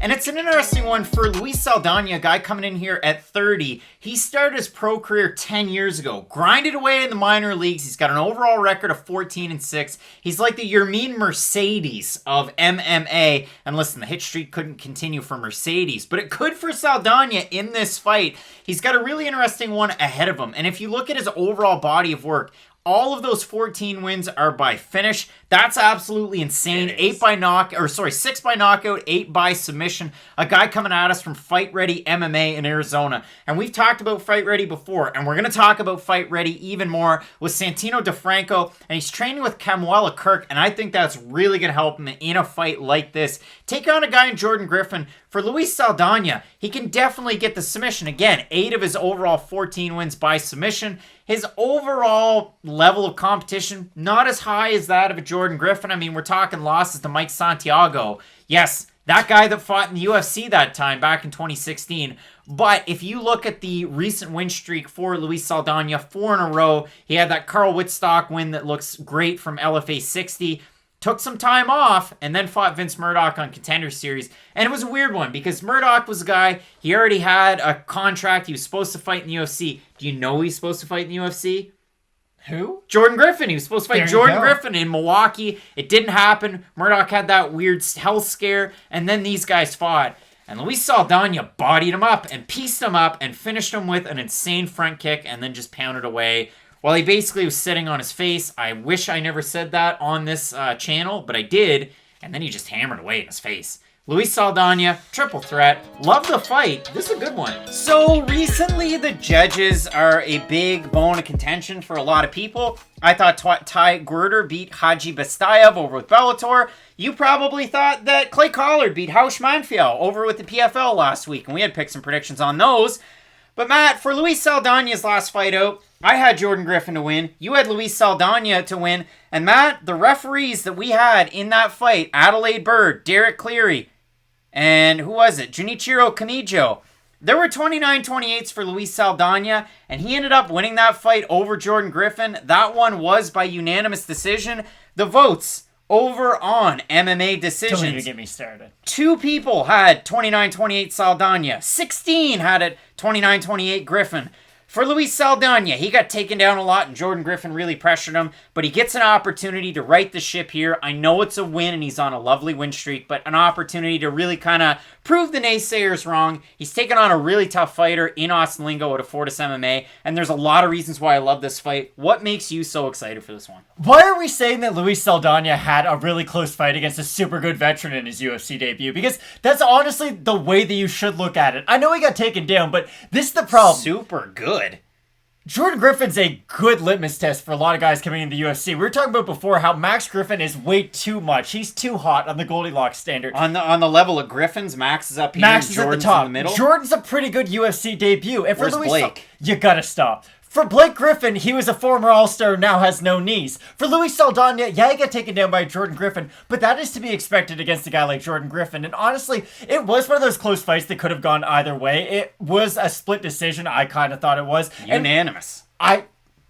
I thought Jordan Griffin was probably going to walk away with a split decision by the time that fight was over, but Luis Saldana did get work done on the feet when he was able to keep it there, and that really is the thing for Luis Saldana. If you look at his record, he does have knockouts, he does have submission wins, but it's a term that we use a lot on this channel. You have defensive submissions and you have offensive submissions. With Luis Saldana, it is a bit of a mix of both, but with Saldana, it is either you make a mistake or I rock you and then I'm going to submit you. It's never he's going like Damian Maia, I'm going to try to single leg you up against the cage and then walk to your back. It is a very fun style that he does incorporate. And again, if Luis Saldana is a guy who can get on a bit of a streak, I'm sure he will gain a lot of fans just due to his fight style. Even go back, I apologize for the opponent's name, but the fight he won on Contender Series by front kick was absolutely disgusting, and that really is the thing. Vince Murdoch. My apologies, Vince. But Luis Saldana is one of those unique fighters who has really good attacks going up the middle. It's something we talked about with Ignacio Bahamondes, for instance, how he likes to throw those uppercuts up the middle. It comes a lot more natural to Luis Saldana. He has a lot more knees coming up the middle, a lot more elbows and whatnot.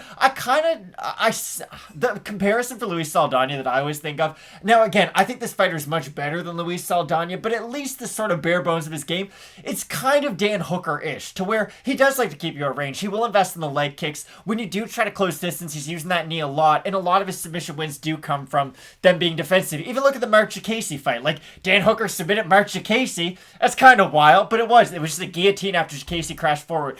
With Saldana, though, the wrestling defense is just going to be the issue throughout his whole entire UFC debut. And against Austin Lingo, who he will play that kind of, listen, I'm going to go in there and throw bombs kind of game, but I still think Austin Lingo is the better wrestler in this fight overall. And this fight for me just comes down to game plans more than anything. If Austin Lingo's coach sits him down and says, hey, Austin, put the wrestling shoes on. We're just going in there shooting double legs off of crashing forward, then I think he could win this fight. But I do really worry about Lingo, at least with his output on the feet in this one, because Saldana is a guy who will stay active a lot on those in-betweens. He's not somebody who the commentary will say gets caught looking in the mirror. So I do think that if this fight is at distance, and if Lingo's not the one crashing forward, I do think Saldana can get good work done at range. Yeah, and I think it's a great fight. And the reason being, Luis Saldana can be defensively sound enough with his back up against the cage. This is a guy that before beating Jordan Griffin, no matter how controversially you want to say it was, every other win was by finish. That was his first decision win. And even in the fight against Jordan Griffin, where there's a threat of getting taken down, and he did,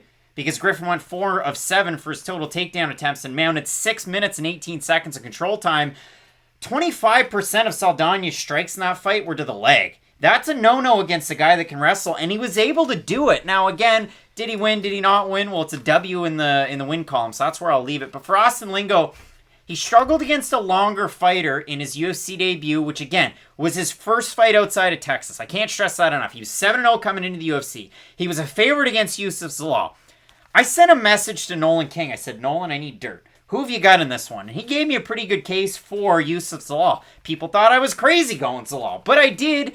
And then I had to reevaluate Austin Lingo when he went into his last fight. Well, what did he do when he took on Jacob Kilburn? Well, Jacob Kilburn had a rough go in the UFC. Jacob Kilburn's not great. He bounced him from the UFC, and now we end up with an Austin Lingo that looked good in that fight, but he's got a really tough opponent, and I can say that against a guy like Saldana. But he's been great with his takedown attempts. Zalal did get 6 of them against Lingo, but at the time, it was just an odd fight. And for Lingo over Jacob Kilburn, the numbers might be close. Go back and watch that fight. There were 2 30-26s. He looked amazing. He did look really good in that fight, but this is the problem. Austin Lingo isn't going to show up to this fight and just shoot double-A takedowns. It's not in his nature. I really doubt in one training camp his corner's been able to say, hey, you're going to go from getting taken down and going like 1 takedown in 15 minutes to now we're going to start shooting 4 to 5 takedowns per 15 minutes, because you don't really understand the other consequences that has on his overall game. If he is then focusing on takedowns, well, that means he's going to get more tired earlier on in the fight. Yes, he could get the takedowns, but again, Austin Lingo is not somebody like Chad Mendes who's been wrestling his whole entire life. Like, it's going to fatigue him more the more he does wrestle. And with Lingo, again, he is going to have the advantage. I just don't think that's something he's going to be able to use over and over again. I could see him winning one round, maybe one round being close because of the wrestling, but I really do feel like Saldana at range with those leg kicks, and again, with just his distance strikes overall, I do like Saldana in this fight. I do understand the hesitancy, at least, after his last performance against Jordan Griffin, but when a UFC debuting fighter is against a guy like Jordan Griffin, I think probably 20% higher of Jordan Griffin than most people do, but I think Jordan Griffin is a great first test in the UFC, and I think that's a performance that you can at least build upon. The odds, a little strange. Saldana opened the favorite -130. The line went all the way to a -168. It's worked back up to a -132, and it's been a gradual climb for Austin Lingo. He opened at a +110. You could have had him at a +138. He's a +108 right now. So recently, Lingo's gained in terms of the odds. Topology votes, over under. What are we saying? I'm saying probably over 60% Saldana. You think? Yeah, I'd say that. I'll say 50% say finish. No? 1,069 total votes, 78% Saldana, 78% by decision for the 22% that have Lingo, 63% by decision. I think it's going to go to decision too, and I think it's going to be another chintzy call like Saldana's last fight. I think Saldana, If anybody gets a finish in this fight, though, it will be Saldana, because I think he's the much more damaging striker. And again, what Saldana does in his strikes, they do accumulate over time. This is the thing. If you think this fight's going to go late, that means you think that Saldana is going to land 20 leg kicks. I don't think Austin Lingo is a guy who can absorb that kind of damage to the leg. And again, those are the things that are going to accumulate as the fight progresses. So for me, I do like Saldana in this one. I think this fight could be very close. And I do think both guys are going to go on to have fairly good futures in the UFC. It's just that ever so slightly I have to pick Saldana. You want to see a disgusting finish, and you want to talk about a guy that has knockout power. Austin Lingo has that power to absolutely put your lights out with one shot. It's a Solo Hatley Jr. fight. He flatlines him early, and that's all she wrote. It's good night, Irene, like Michael Chiavello would say. I really like the game of Austin Lingo. This is one that I'm going to kind of hum and haw on all week. I've got it as a 50-50 on my notes. I like Luis Saldana for his defensive abilities up against the cage. For those reasons, I like him, just because I've seen that matchup where Lingo took on a guy that had those abilities, can move side to side like a Yusuf Zalal and defend some of the takedowns. Now, having said that at the start of the video, Saldana wasn't able to do a lot against Jordan Griffin, so we'll see what he's been able to do. He also had 2.5 minutes of control time. With Santino DeFranco, Eddie Cha, and the guys over at Fight Ready MMA. I mean, a great team over there. Did he get any time with Korean Zombie? I don't know, but there's all sorts of great training partners over there. We're both siding with Phoenix's own Luis Saldana in this fight. You let us know down below in the comment section who you have. Is it Lingo? Is it Saldana? We got a great card coming up this weekend. It's one of our Fight of the Night nominees. It should be great. You're not going to want to miss those videos. Keep it locked in with Fight Night Picks. We always say, let's get into it. From Fight Night Picks, consider supporting the channel by utilizing the super thanks. All you have to do down below the video, you toss in a little bit of bonus, you buy yourself an animated super thanks, and they will post the following public comment on your behalf. All sorts of different options out there. We'd certainly appreciate the support with the channel. You guys are definitely the best fans in all of MMA, and we appreciate each and every one of you, and hope that you definitely enjoy this weekend's card between Jared Cannonier and Kelvin Gastelum. All sorts of great matchups littered throughout. We appreciate the continued support of the channel and the boys. Thanks so much. Without further ado, let's get into it. For Trevin Jones' sake, hopefully a fight happens this weekend, Matt. We have 5-star Trevin Jones representing Guam, taking on Uzbekistan's Saidyokub Kakhramnov. Matt, I absolutely love this fight, and when I read this afternoon that on short notice Saidyokub Kakhramnov was coming into the UFC, I texted you, and you knew that I was excited about it because I got so excited. He's good. He's so good, and I go back to when he fought Umar Nurmagomedov. Now, when Umar Nurmagomedov made his UFC debut, I had like 3 pages of notes getting excited for his fight against Sergey Morozov. And I studied frame by frame his fight with Saidyokub Kakhramnov because it was one of those one-off PFL like showcase fights that they used to have. I haven't really seen as many of them this year. But for Kakhramnov, he was 22 years old. He was still green. He had no losses on his record. You go in, you lose a decision to Umar Nurmagomedov. That's fine. He beats Georgi Kukadashvili over with ROC, Ring of Combat. He loses to Pipe Vargas, who's a really good fighter. And then he takes some time off. He beats Askar, who was undefeated. He beats Tyson Lin over with CFFC at the start of this year, wins their vacant bantamweight championship, and boom goes to Dynamite. There's been interviews out there with Saidyokub where he said, hey, hopefully that springboards me into a Dana White's Contender Series opportunity, and maybe, just maybe, I get a UFC call-up. Well, he gets his wish. He's going to be taking on Trevin Jones, and these are the opponents that Trevin Jones has lost in the last month. Tony Kelly, that was supposed to be a fight. Aaron Phillips, that was supposed to be a fight. And the list goes on and on because Ronnie Lawrence, that was going to be a fight. And then for this week, it's supposed to be Manny Martinez, who also pulled out. Within a month, he's lost those 4 fights. Now, it's not that nobody wants to fight Trevin Jones. It's just unfortunate circumstances. He's won 4 fights in a row against Mehdi Baidullayev. He beat Takafumi Otsuka. Then he had the fight against Timur Valiev where he knocked him out, but he tested positive for the weed. And then he knocks out Mario Bautista. So really in this fight, Trevin Jones is a guy that I thought was going to have a bad UFC run. Didn't throw a lot in combination. I've called you out because of it. Didn't throw a lot in combination. Threw a power jab where he kind of baited Timur Valiev in. Valiev was a huge favorite in that fight. Against Mario Bautista, I had Bautista to win. I thought he was more well-rounded. And out of all the tape study that I did on Trevin Jones, this is a guy that's fought with so many different organizations, but It was the fight in deep where he took on Takafumi Otsuka. Jones is a guy where he gets backed up against the cage. It's almost like he gets lazy. He doesn't really do a whole lot. He gets taken down. His wrestling didn't look great. His grappling didn't look great. Then he comes to UFC and he looks amazing. He's a black belt in jiu-jitsu. He's been training extensively between Extreme Couture and Drysdale's jiu-jitsu with the likes of Max Roshkoff and Robert Drysdale, but a lot of great guys over there. Trevin Jones all of a sudden has blossomed into this star, and now for Saidyokub Kakhramnov, you get an opportunity to steal some of the thunder. He's only 25, and for Saidyokub, what's he good at? Effing everything.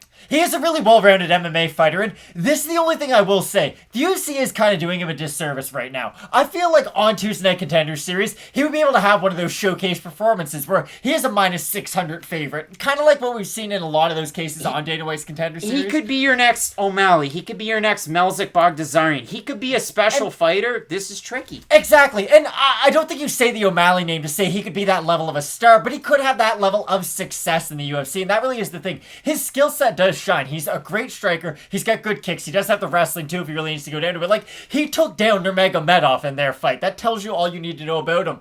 The problem is you're fighting Trevin Jones on like 4 days' notice. And at the end of the day, that does have to be taken into consideration. Trevin Jones is an interesting fighter. And I always go back to what Jorge Masvidal said after he went away for that year on the island and knocked out Darren Till. When you look at Jorge Masvidal, a lot of his losses were split decision fights. They were fights that were really close, but you could tell that it was almost like he'd get out to a lead, and then he would kind of take his foot off the gas pedal. He would become kind of lazy in his fights, for lack of a better term. I think Trevin Jones is very similar to that. I feel like with Trevin Jones, it is a mentality thing over than a skill set issue, because when you do look at him, when he is moving forward, when he is throwing in combination, defending takedowns, like, he looks legit, and he does look like he could be, and again, it's hard to say with this division, 135 is so good, but I wouldn't be surprised at all if in 8 months' time Trevin Jones had a number next to his name, and that's why this sucks so bad for Kakhramnov. We've seen this at least recently. There's been fighters who come in on short notice, and they're able to win by that one quick flash knockout. The issue is that I've seen Trevin Jones get dropped by Timur Valiev, and he was still able to come back and win that fight, and I understand a lot of people might look at that as, oh, he might be susceptible to shots to the body. That's one of those cases where, like, at a certain point, you have to see a fighter go through adversity and see how they're going to react to it. Some fighters don't react well to it at all. Trevin Jones got up, fought his way back into that fight, and was able to knock out a borderline top 15 guy now after his win over Hani Barcelos. Like, Trevin Jones deserves some of those borderline top 15 guys, I believe, and that's why this is such a disservice to Kakhramnov. It really does remind me of Brahimaj versus Max Griffin with Brahimaj's UFC debut. When I look at this fight, so for Trevin Jones, like, full transparency, we've done one video, got ready for 3, so I'm going to give you my picks. I think he would have beat Tony Kelly. I think he would have beat Aaron Phillips. I picked Ronnie Lawrence to win. You picked Trevin Jones. And I thought he would have beat Manny Martinez, who's a quick finisher, but more of a same deal, like a contender series guy. The Lawrence fight would have been great. The Lawrence fight was great. I think this fight is also great. Like, again, I'm very excited. I think Saidyokub Kakhramnov is a great UFC prospect. So when I look at this one, it's yikes. The weird thing, too, for Kakhramnov, he beat Askar. He took that O. He finished him in under a minute. And then Askar won a fight. And then they booked him against Cody Stamann in the UFC. They said, couldn't pass medicals, whatever it was. And Askar's, going to have to build his way back up. Maybe he ends up on Contender Series.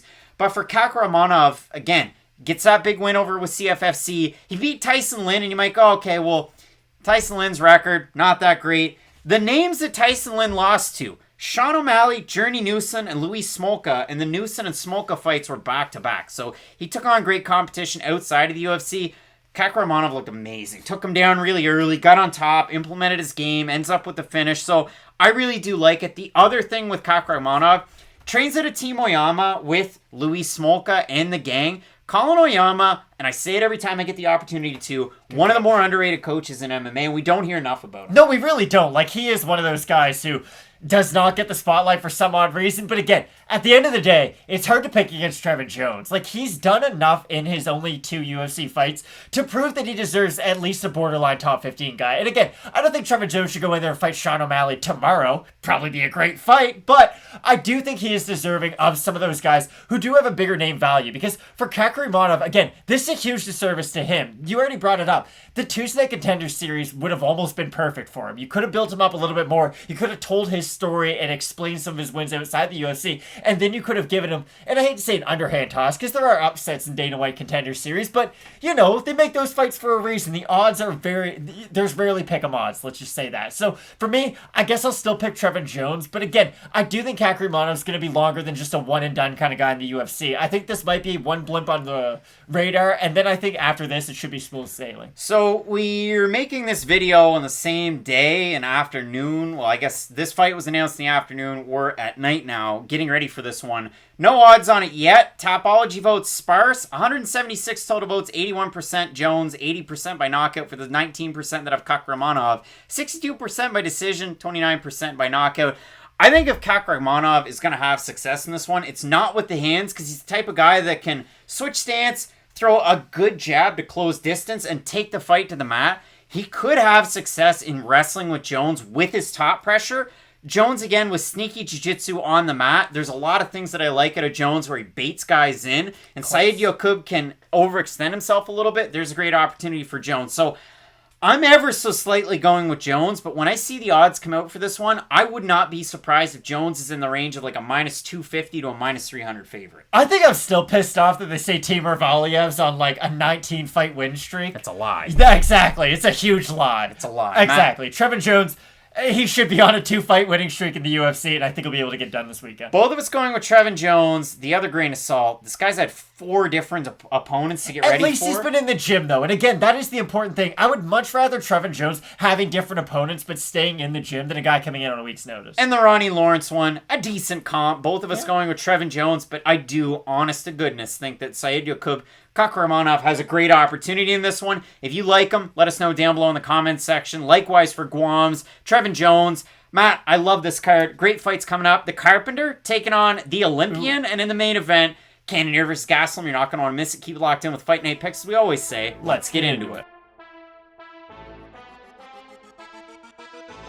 So up here in Canada, there's a commercial that plays all the time, and it doesn't stop. It's about LG stacked washer dryer, and there's an older lady, there's a guy with a baby, and then there's another lady, and they're singing, "Hey, dirty, baby, I got your laundry," and I see it all the time. I don't even watch a lot of television, but all that being said, I watch that commercial and I go, man, I wonder if the people that are watching this actually know how that song goes with ODB. Shimmy, yeah. And then right at the start, it's bad. Now, shimmy, shimmy, ya, shimmy, ya, and shimmy, yay. Give me the mic so I can take it away. That's a different song. But one other ODB song is Ooh Baby, I Like It Raw. And we've got Raw Dog, Brandon Royval, making his re-entry to the Ultimate Fighting Championship, taking on the cannibal Alexandre Pantoja. And Matt, who can't get up for this one? I'm so excited. The Fight Night Picks Fight of the Night. I would throw my notes, but for this one, I have odds and that's it, because that's how excited I am for this one. But I had to go back because for Brandon Royval, he was in a title eliminators last time out. He took on Brandon Moreno. That was a lot of fun. It was like, hey, is it going to be one of these two guys? Is Alex Perez going to be able to get it done against Davison Figueiredo? Newsflash. No, not at all. Level.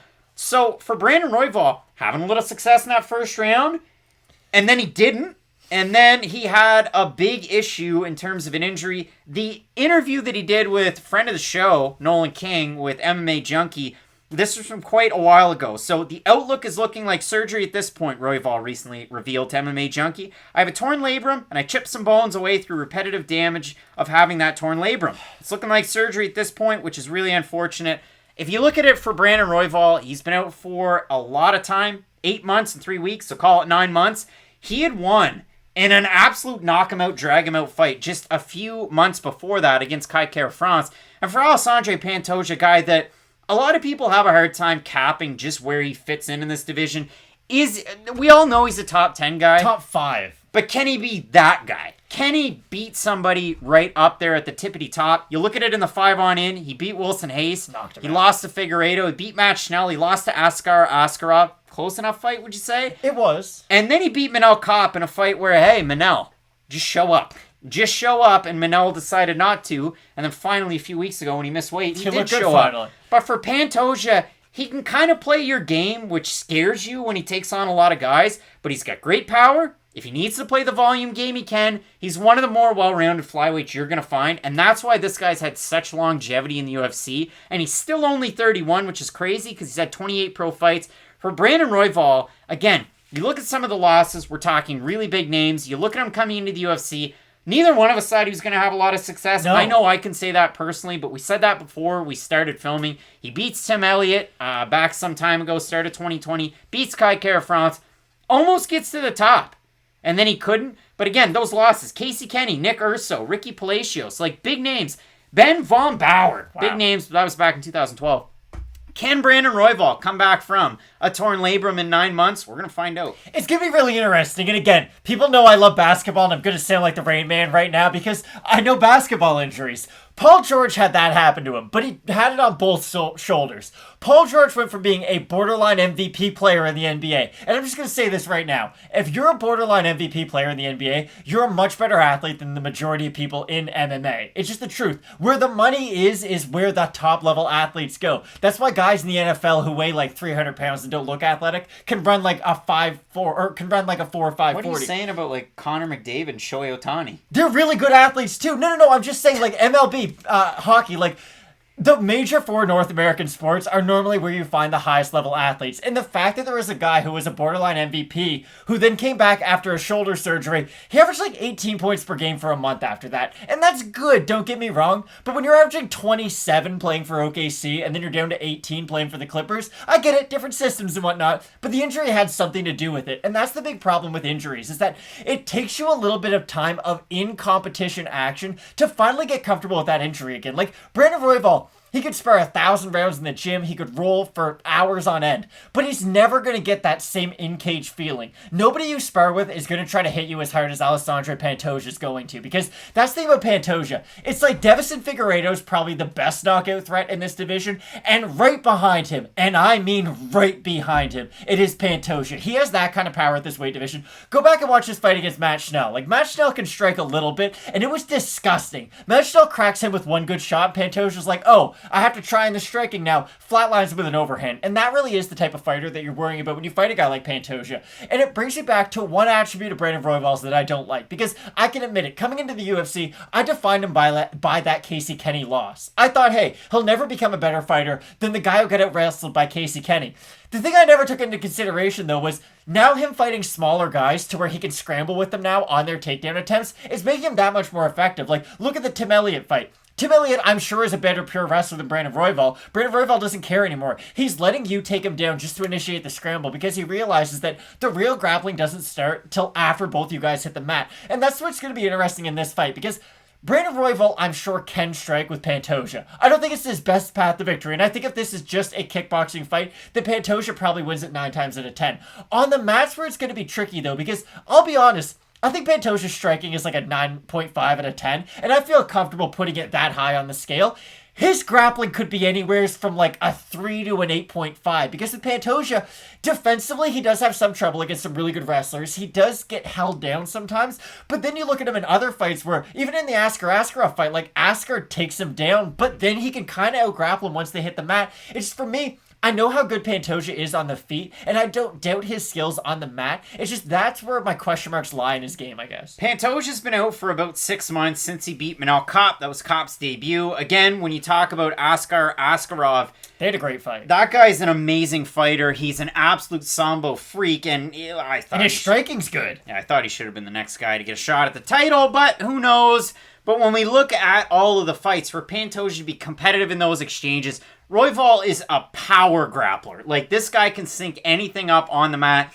And he's an amazing fighter. And yes, can sometimes he fight Jerome Rivera, who falls backwards and breaks his arm? Maybe. But for Brandon Royval, a really good strength of schedule as well. Obviously not as many fights. Obviously not all in the UFC. The thing that makes this very interesting, Pantoja opened a -125 favorite. He's a -171 right now.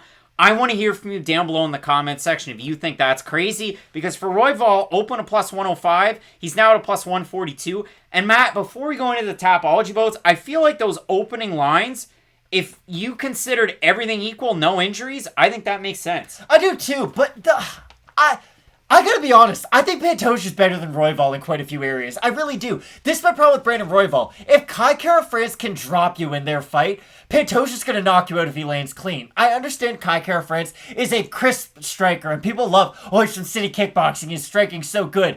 His striking's not as good as Alexandre Pantoja's. Like, he doesn't throw the leg kicks Pantoja does. He doesn't the power Pantoja does. Ask Rogerio Bontorin. That's fine, but if Bontorin ever got in a cage with Pantoja, he's getting flatlined. Even after what happened in the Kyler Phillips fight, I feel comfortable saying that.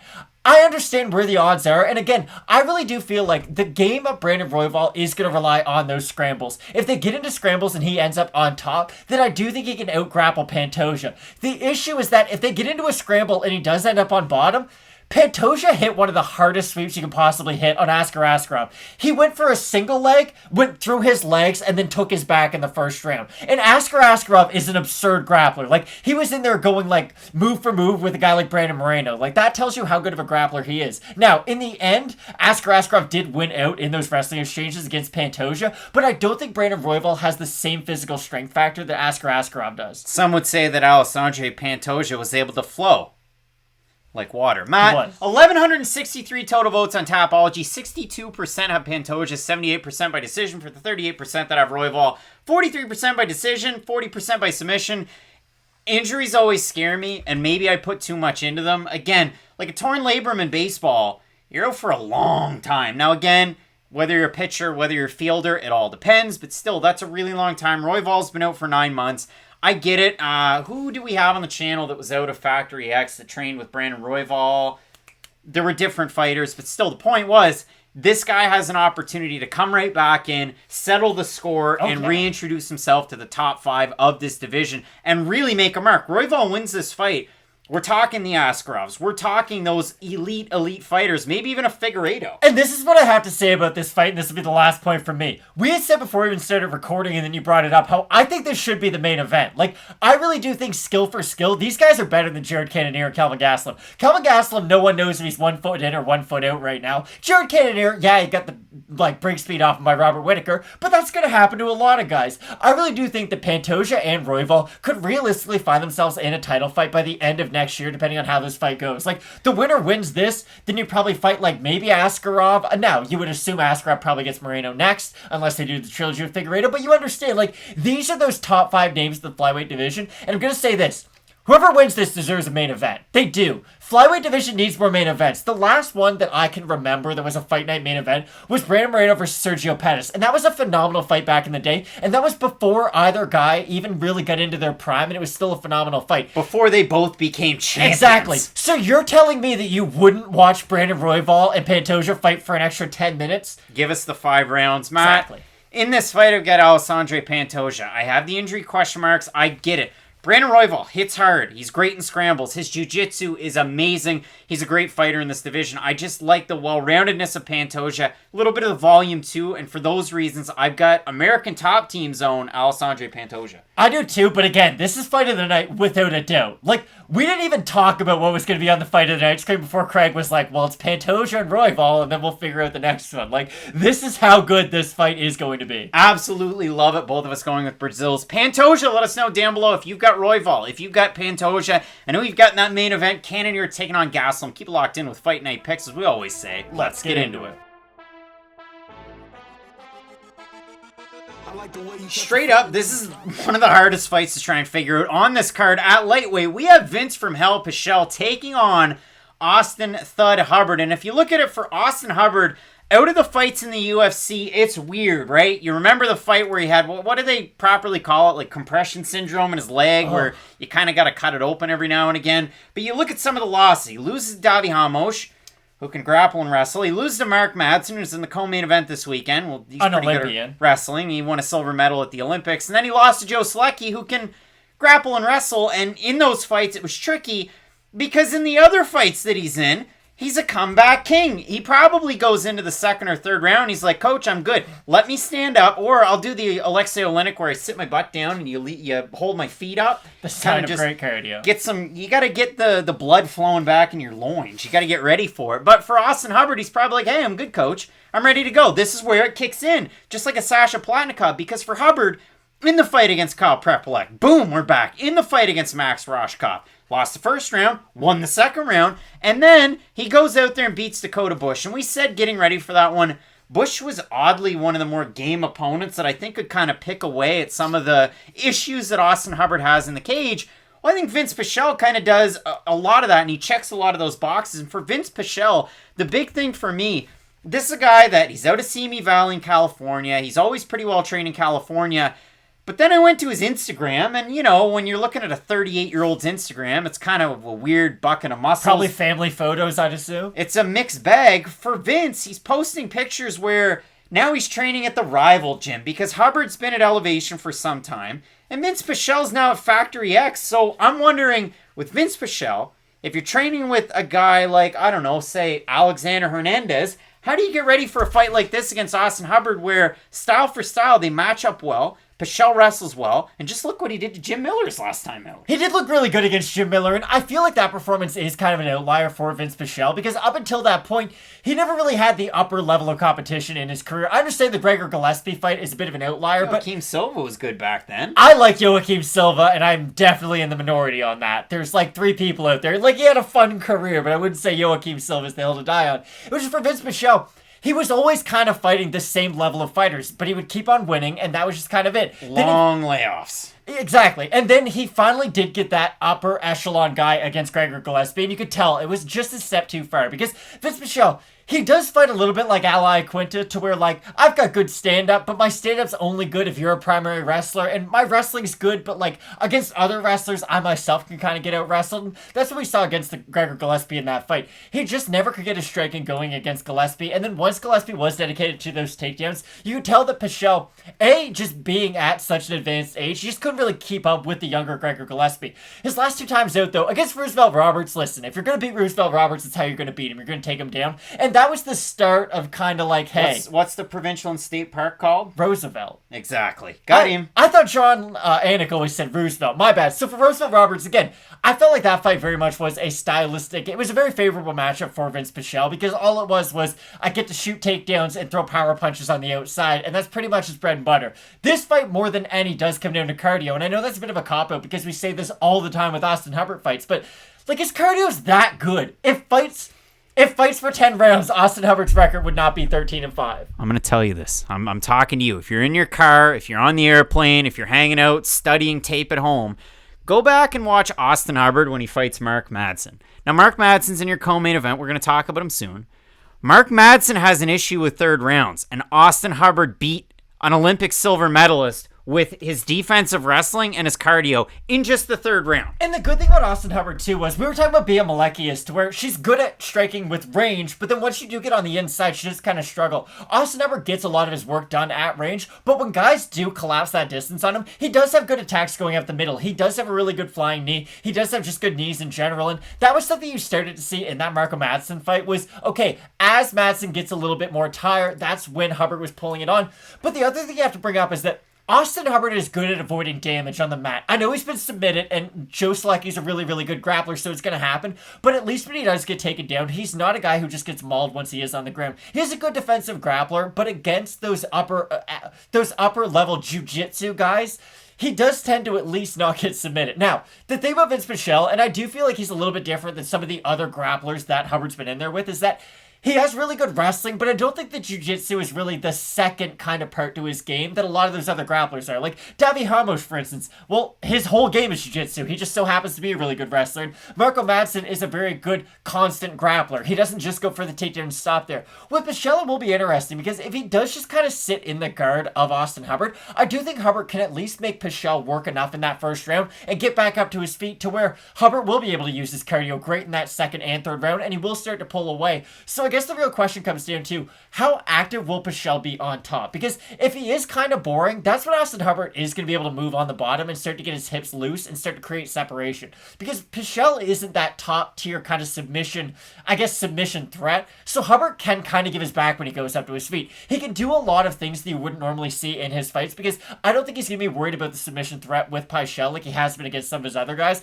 So again, for me, this fight comes down to not only the cardio of Hubbard, but how active will Pichel be in that top position. Vince Pichel's last wins by submission back on the Ultimate Fighter Season 15 against John Coffer and Cody Pfister. Matt, in this fight, again, it all comes down to what game plan does Vince Pichel have now out of Factory X? I think it's a great connection and a great way to get ready for a fight like this. All sorts of important training partners. We talked about it with Hernandez, but guys like Yusuf Salal and so on and so forth. A lot of interesting guys there. You know exactly what you're going to get out of Austin Hubbard. 58% takedown defense, too, in the UFC for Hubbard. You don't love it. It's only 20% for Pichel, but again, he can win out in a lot of those scramble situations. You're going to take a negative hit against a guy like Gregor Gillespie, and he's able to get 3.83 per 15 minutes himself. That's absolutely insane. When I look at a fight like this, when I drop my notes, Austin Hubbard open a plus 140. He's a minus 110 right now. Those odds are at par. Pichel open up minus 160. He's now at a minus 112. Matt, odds closing in on par. We'll have a look at Topology. We haven't seen the votes. There they are, 1,137 total votes, 75% Pichel, 88% by decision. For the 25% that have Hubbard, 76% by decision. Both these guys are decision machines. I know the Rostkov fight, it was a lot of damage, and those leg kicks were great, and Hubbard was able to win. Surprised he would even throw leg kicks based on the compartmentalization syndrome. I like Hubbard in this fight. I know the way that we set it up. I think Pichel can come in with a great game plan. He could surprise me because I don't agree with the voters, I guess. So I'm kind of in a weird island that I'm on right now. It's Catalina Wine Mixer. Are you there too? No, I agree 100%. I think 35-year-old Vince Pichel could have at least made this fight a little bit competitive, but at a certain point, we do have to bring into consideration the fact that Austin Hubbard's 9 years younger than Vince Pichel, and Austin Hubbard has great cardio for a guy who is 29. Like, I just think we've kind of seen this fight almost play out before, and I finally feel like this is the wrestler that Austin Hubbard will finally get over. He's starting to do a little bit better against him. We saw glimpses of it in that Madsen fight. I do feel like he's finally going to be able to get over that hump of, I just kind of lose to wrestlers every time out there. Interesting fight. Dakota Bush was able to get one of his total of 6 takedowns in his last fight. And then for Austin Hubbard, 1 of 1. He had 6 minutes and 42 seconds of control time in that fight. Both of us going with Thud. Austin Hubbard to get the win. Let us know down below in the comments section who you have. You're not going to want to miss Question Mark Kicks 2 hours live before the prelims, where we offer up our final picks and predictions after the weigh-ins. And keep it locked in because we got a lot of great stuff coming down the pipe. So as we always say, Matt, with Fight Night Picks, let's get into it. Today's episode is sponsored by our friends over at Manscaped, the leaders in below-the-waist grooming. And listen, it's back to school time. We're not that far removed from our schooling days, and we want to make sure you pack the essentials to have your best year yet. The Manscaped 4th Generation Performance Package is just that. Listen, things are opening up, and be ready for whatever is in the daily schedule for you. It's a perfect package for your package, and it also includes the brand new 4th Generation Lawnmower 4.0. Just like that, you can hear it if you're listening in your car or on the plane. You can see it in person.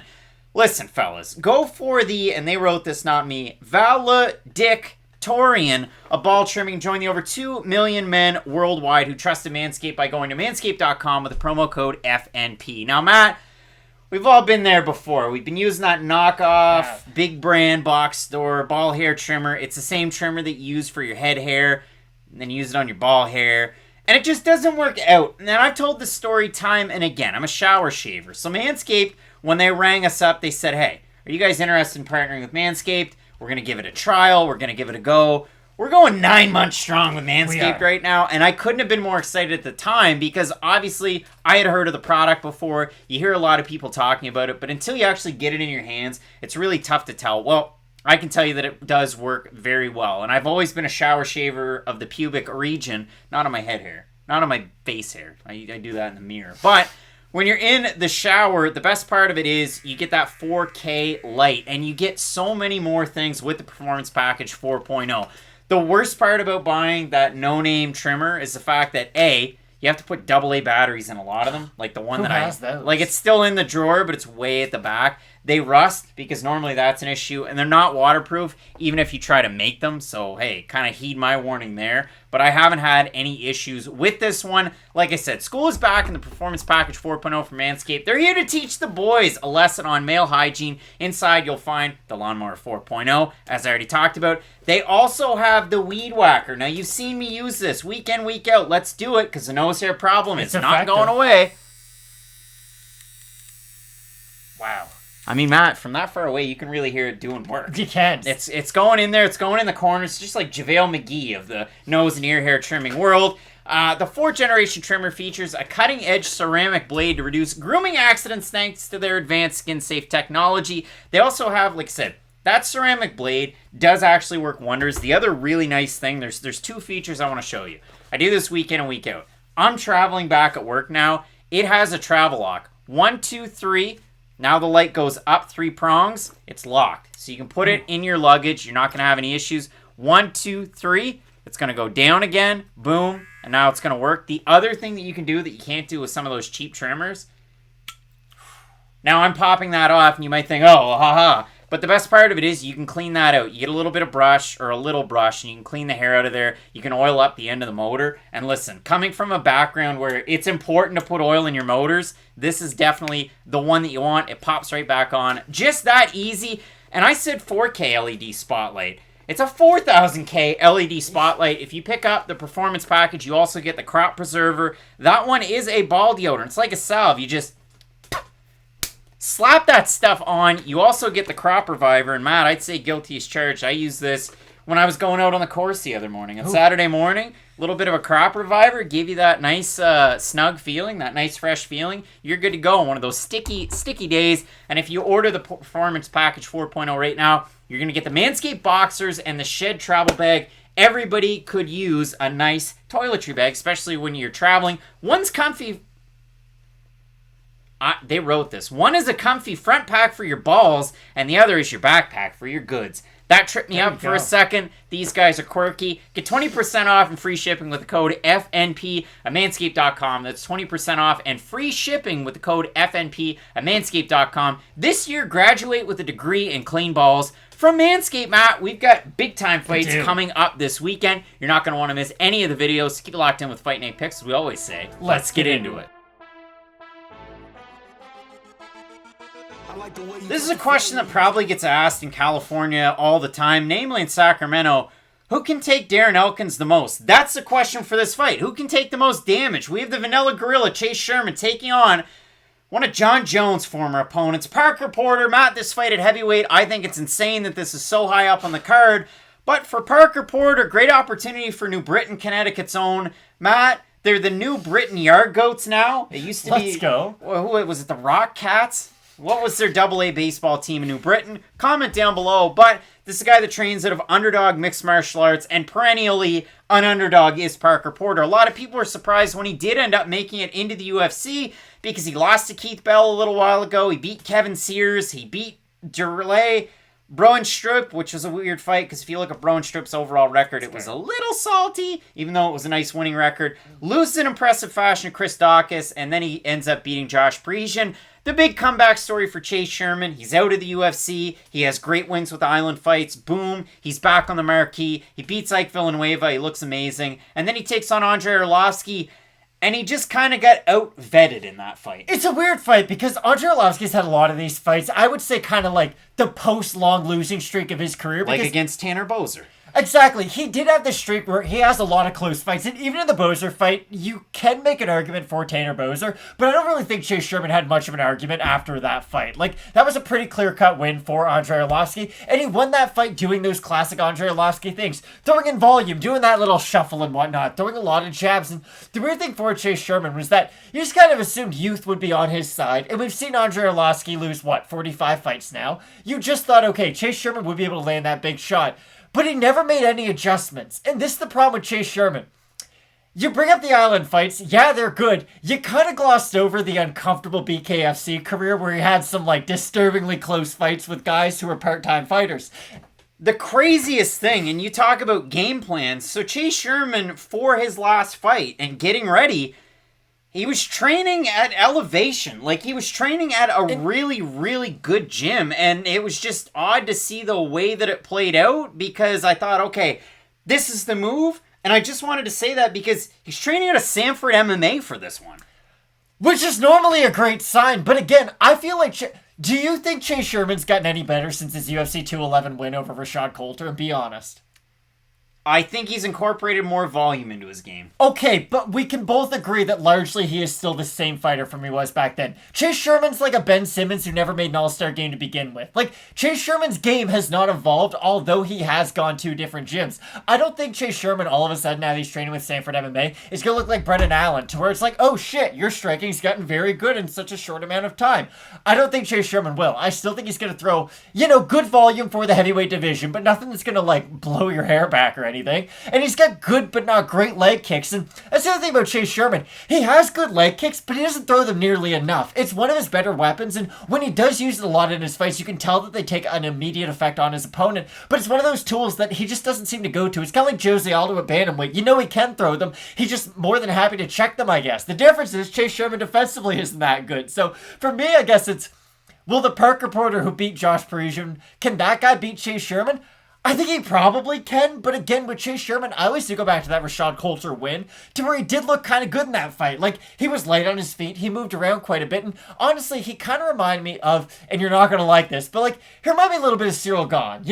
He moved a lot for a heavyweight. Now, I understand Cyril Gane is the Hall of Fame level of it, but Chase Sherman, he was a smaller heavyweight. He threw kicks. He moved. It just wasn't something that you saw a lot in the UFC, even in 2016, and I thought it might separate him from at least the average unranked heavyweight. It never did. And again, that's the problem I keep on going back to with Chase Sherman. Look at the Justin Willis fight. Look at the Walt Harris fight. And I understand Walt Harris is still a decent fighter in the UFC, but he's just never been able to make the improvements. And I just look at him as, yes, I will admit he has high volume, but he's just a hittable heavyweight at the end of the day. Well, the weird thing for Chase Sherman, you bring it up. I mean, you talk about it. There's different players out there on the NBA 2K games that are not meant to have Hall of Fame badges.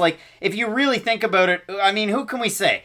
A Jose Calderon, if he has a Hall of Fame ball handling. He would have Hall of Fame dimer. That's it. It's really weird, but when you look at it for Chase Sherman, those leg kicks are great. Use them against Villanueva. Villanueva's susceptible, and then he slows right down and they hurt him badly. Can he do it against a guy like Parker Porter? I'm willing to say that he can. Maybe. But it's really, really difficult, Matt. When we look at the odds, what do we have for Chase Sherman? What do you think about that? He opened a minus 155. He's a minus 188. Parker Porter opened a plus 135. He's a plus 155 right now. Over on Topology, surprise to me, surprise to you, is there to you. 1,156 total votes. 88% Sherman, 75% by knockout. For the 12% that have Porter, 43% by knockout. Parker Porter has not taken on the same level of guy, except for John Jones, that Chase Sherman has, the level of guy in the UFC, because he's only had 2 fights. One against Dawkins, who's very good, and one against Josh Parisian, who's Josh Parisian out of Michigan. So when I look at this one, I like Chase Sherman. I think Henry Hoof's probably going to accentuate the leg kicks. You're probably right. Training with Steve Mowry and training with Linton Vassell, those are good guys up at the weight class to get ready for this fight. Parker Porter's got an overhand chance, but I like Chase Sherman with the volume. Don't necessarily like how his defense is just pull my head back. Yeah. Just pull my head back. That's how you get cracked by a right hand and knocked out. But for Chase Sherman, I still like him in this fight, but I do worry. Yeah, I'll pick Chase Sherman. Not a lot of confidence behind the pick, and the fact that he's almost a 2-1 favorite is ridiculous. This fight is as much of a coin flip as any other one on the card, because it is. Parker Porter could land a big shot and put Chase Sherman into next week with it, or Chase Sherman could kind of pitter-patter, and use those leg kicks to full effect. I'll pick Chase Sherman because I guess his cardio is something I can hold on to and say, like, well, this is definitely better than Parker Porter's. But yeah, this is a tough fight to be so far up on the card. Pitter patter, let's get at her. Letterkenny, Chase Sherman, Matt, is who we're going with. Let us know down below in the comments section who you have. Great fights. Up at the top, UFC Hall of Famer Clay Guida. Olympic silver medalist Mark Madsen. Wrestler's Paradise. And in the main event, Jared Cannonier taking on Kelvin Gastelum. I can't wait for it. Keep it locked in with Fight Night Picks. We always say, let's get into it. Not often we get to see an actual current active UFC Hall of Famer taking on a former medalist at the Olympics, but that's what you have in this weekend's co-main event. It's the Carpenter Clay Guida, a guy who almost reached the pinnacle a lot of different times, taking on the undefeated Mark Madsen representing Denmark, who's 10-0. And so far in the UFC for Mark Madsen, it's been a short little spurt, but he beat the Caterpillar, Danilo Belluardo, almost 2 years ago. He beat Austin Hubbard a year and 5 months ago. And then he's been away. And I've seen him doing a lot of interviews. I've seen him training with a lot of different fighters at Fight Ready in Phoenix.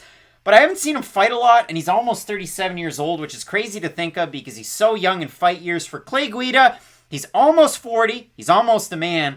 But he's fought the highest level competition for years and years and years. Matt, I can remember when you and I get into MMA around 2008, 2009. Clay Guida was in these co-main event type slots, and he's still here now. So when Anthony Pettis was the WEC lightweight champion, they didn't just give him a lightweight opportunity in the UFC. They weren't like, hey, now you can fight Frankie Edgar. No, his UFC debut was against Clay Guida, and he lost. Clay Guida beat him by split decision. Now, heavily controversial fight, but he kind of set the blueprint for how to beat Anthony Pettis. You put your head in his chest, and you don't let him throw spit and shit. It's pretty easy. Now, much harder than just that, but still. Clay Collard did it. Clay Collard did it. Exactly. Guys been able to do it as of late. But for Clay Guida, we kind of know what his game is already. Like, he's a good wrestler. He's a good boxer. His jiu-jitsu's okay, but it's never really rounded out like the rest of his game. And he's so far past the hill, he's now in the prairies. And that's the problem with Clay Guida. He's at the stage of his career where Hakeem Olajuwon was wearing a Raptors jersey. It's not the same guy that you once were. And listen, I can admit, I thought he was going to beat Charles Oliveira, and that fight wasn't that long ago, which is very embarrassing for me to say. But again, at the time, I thought that the wrestling of Guida would at least keep that fight on the feet, and I thought Guida would be able to kind of outvolume him on the feet. Now, Clay Guida immediately shoots for a takedown. Charles Oliveira submits him, but we'll leave that in the past. I just don't think Clay Guida is the same fighter that he was back then. And the weird thing about Mark Madsen is that I don't really think the time off's going to bother him at all. And I'd really like to get your opinion on this because no matter what he does in training, out of training, in fighting, out of fighting, he's still just going to wrestle his opponents. That's never going to change. I don't think Marco Madsen's a guy who needs to go in there and get inactive cage time to really let his skill set unveil itself. We all know what he's going to do. He's going to try to out-wrestle Clay Guida. I don't think the last year and a half of a layoff is going to be the thing that affects him. I just think it's going to come down to Clay Guida's cardio and whether or not Marco Madsen can take him down or not. Marco Madsen doesn't really have the greatest cardio. That scares me. I mean, against Austin Hubbard a year and 5 months ago, he goes out there, he wins the first 2 rounds, and then Austin Hubbard comes back at the end. How good's Austin Hubbard? Well, he's on this card, and, you know, if you missed the video or you're halfway through, so you're probably paying attention. Maybe the cats are listening in the background, you're cooking supper. I'm going to say this to you. I've got Austin Hubbard to beat Vince Pichel. I could be wrong, but I've got him to win. But for me, the cardio question from the last fight, it worries me. But the guy's 10-0. Former Olympian, so there's all that. But then the wrestling dynamics come into play. And for Mark Madsen, there's not a ton of huge Greco-Roman wrestlers in MMA. Yes, we can talk about former champions. Yes, we can talk about big names. I mean, what? Who is there? Daniel Cormier. There's Mike Grundy. There are Greco-Roman wrestlers in MMA, and there's Greco-Roman wrestlers who've had tons of success. Clay Guida, with freestyle wrestling and active hips, has been able to win a hell of a lot of fights and out-wrestle a lot of really good fighters. And if you look at it for the 5 on in, he loses to Charles Oliveira 3 years ago. He beats BJ Penn. The ghost of BJ Penn. He has a great 1 round against Jim Miller. He loses to Bobby Green in a very close fight. And then he won his last time out against Michael Johnson, where somebody in the comments section, when I put the poll out there yesterday, said that in that fight, Michael Johnson beat Clay Guida, and it was controversial. No, it wasn't. Clay Guida beat Michael Johnson, because we talk about shells. Oh, poor Michael. That's a rematch we're going to see in the BKFC one day. I like the menace. But, Matt, in this fight, yeah, it really is tricky, because Clay Guida does still throw his hair out and about. He does throw a decent amount of volume, and his wrestling's still good, and he has a style that still makes him competitive at this point in his career? Can Marco Madsen win the first 2 rounds and coast through the third? That's my question. I think he can. I really do. I don't think Guida has the wrestling to defend the level of takedowns that Marco Madsen's going to be bringing into the cage. Because Guida, here's the thing, we never really see him on the defensive with his wrestling because he is always the guy moving forward. Normally what we see is Guida shooting for takedowns, and if the grappling sequence isn't going to work out for him, he just kind of gets tapped in that initial failed takedown attempt. He does not protect his neck whatsoever, at least in this stage of his career. Charles Oliveira choked him out. And I guess the Brian Ortega one, he did knock him out, but still, Charles Oliveira choked him out. Jim Miller choked him out. It's been a disturbing path.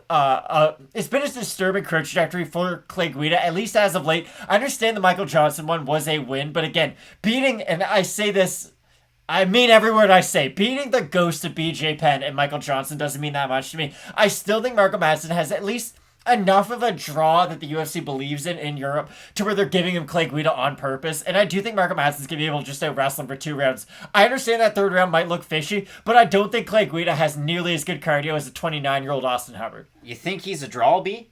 I don't think he's a draw. Oh, you don't think he's a draw? I think he could be. Again, we talk about this sometimes.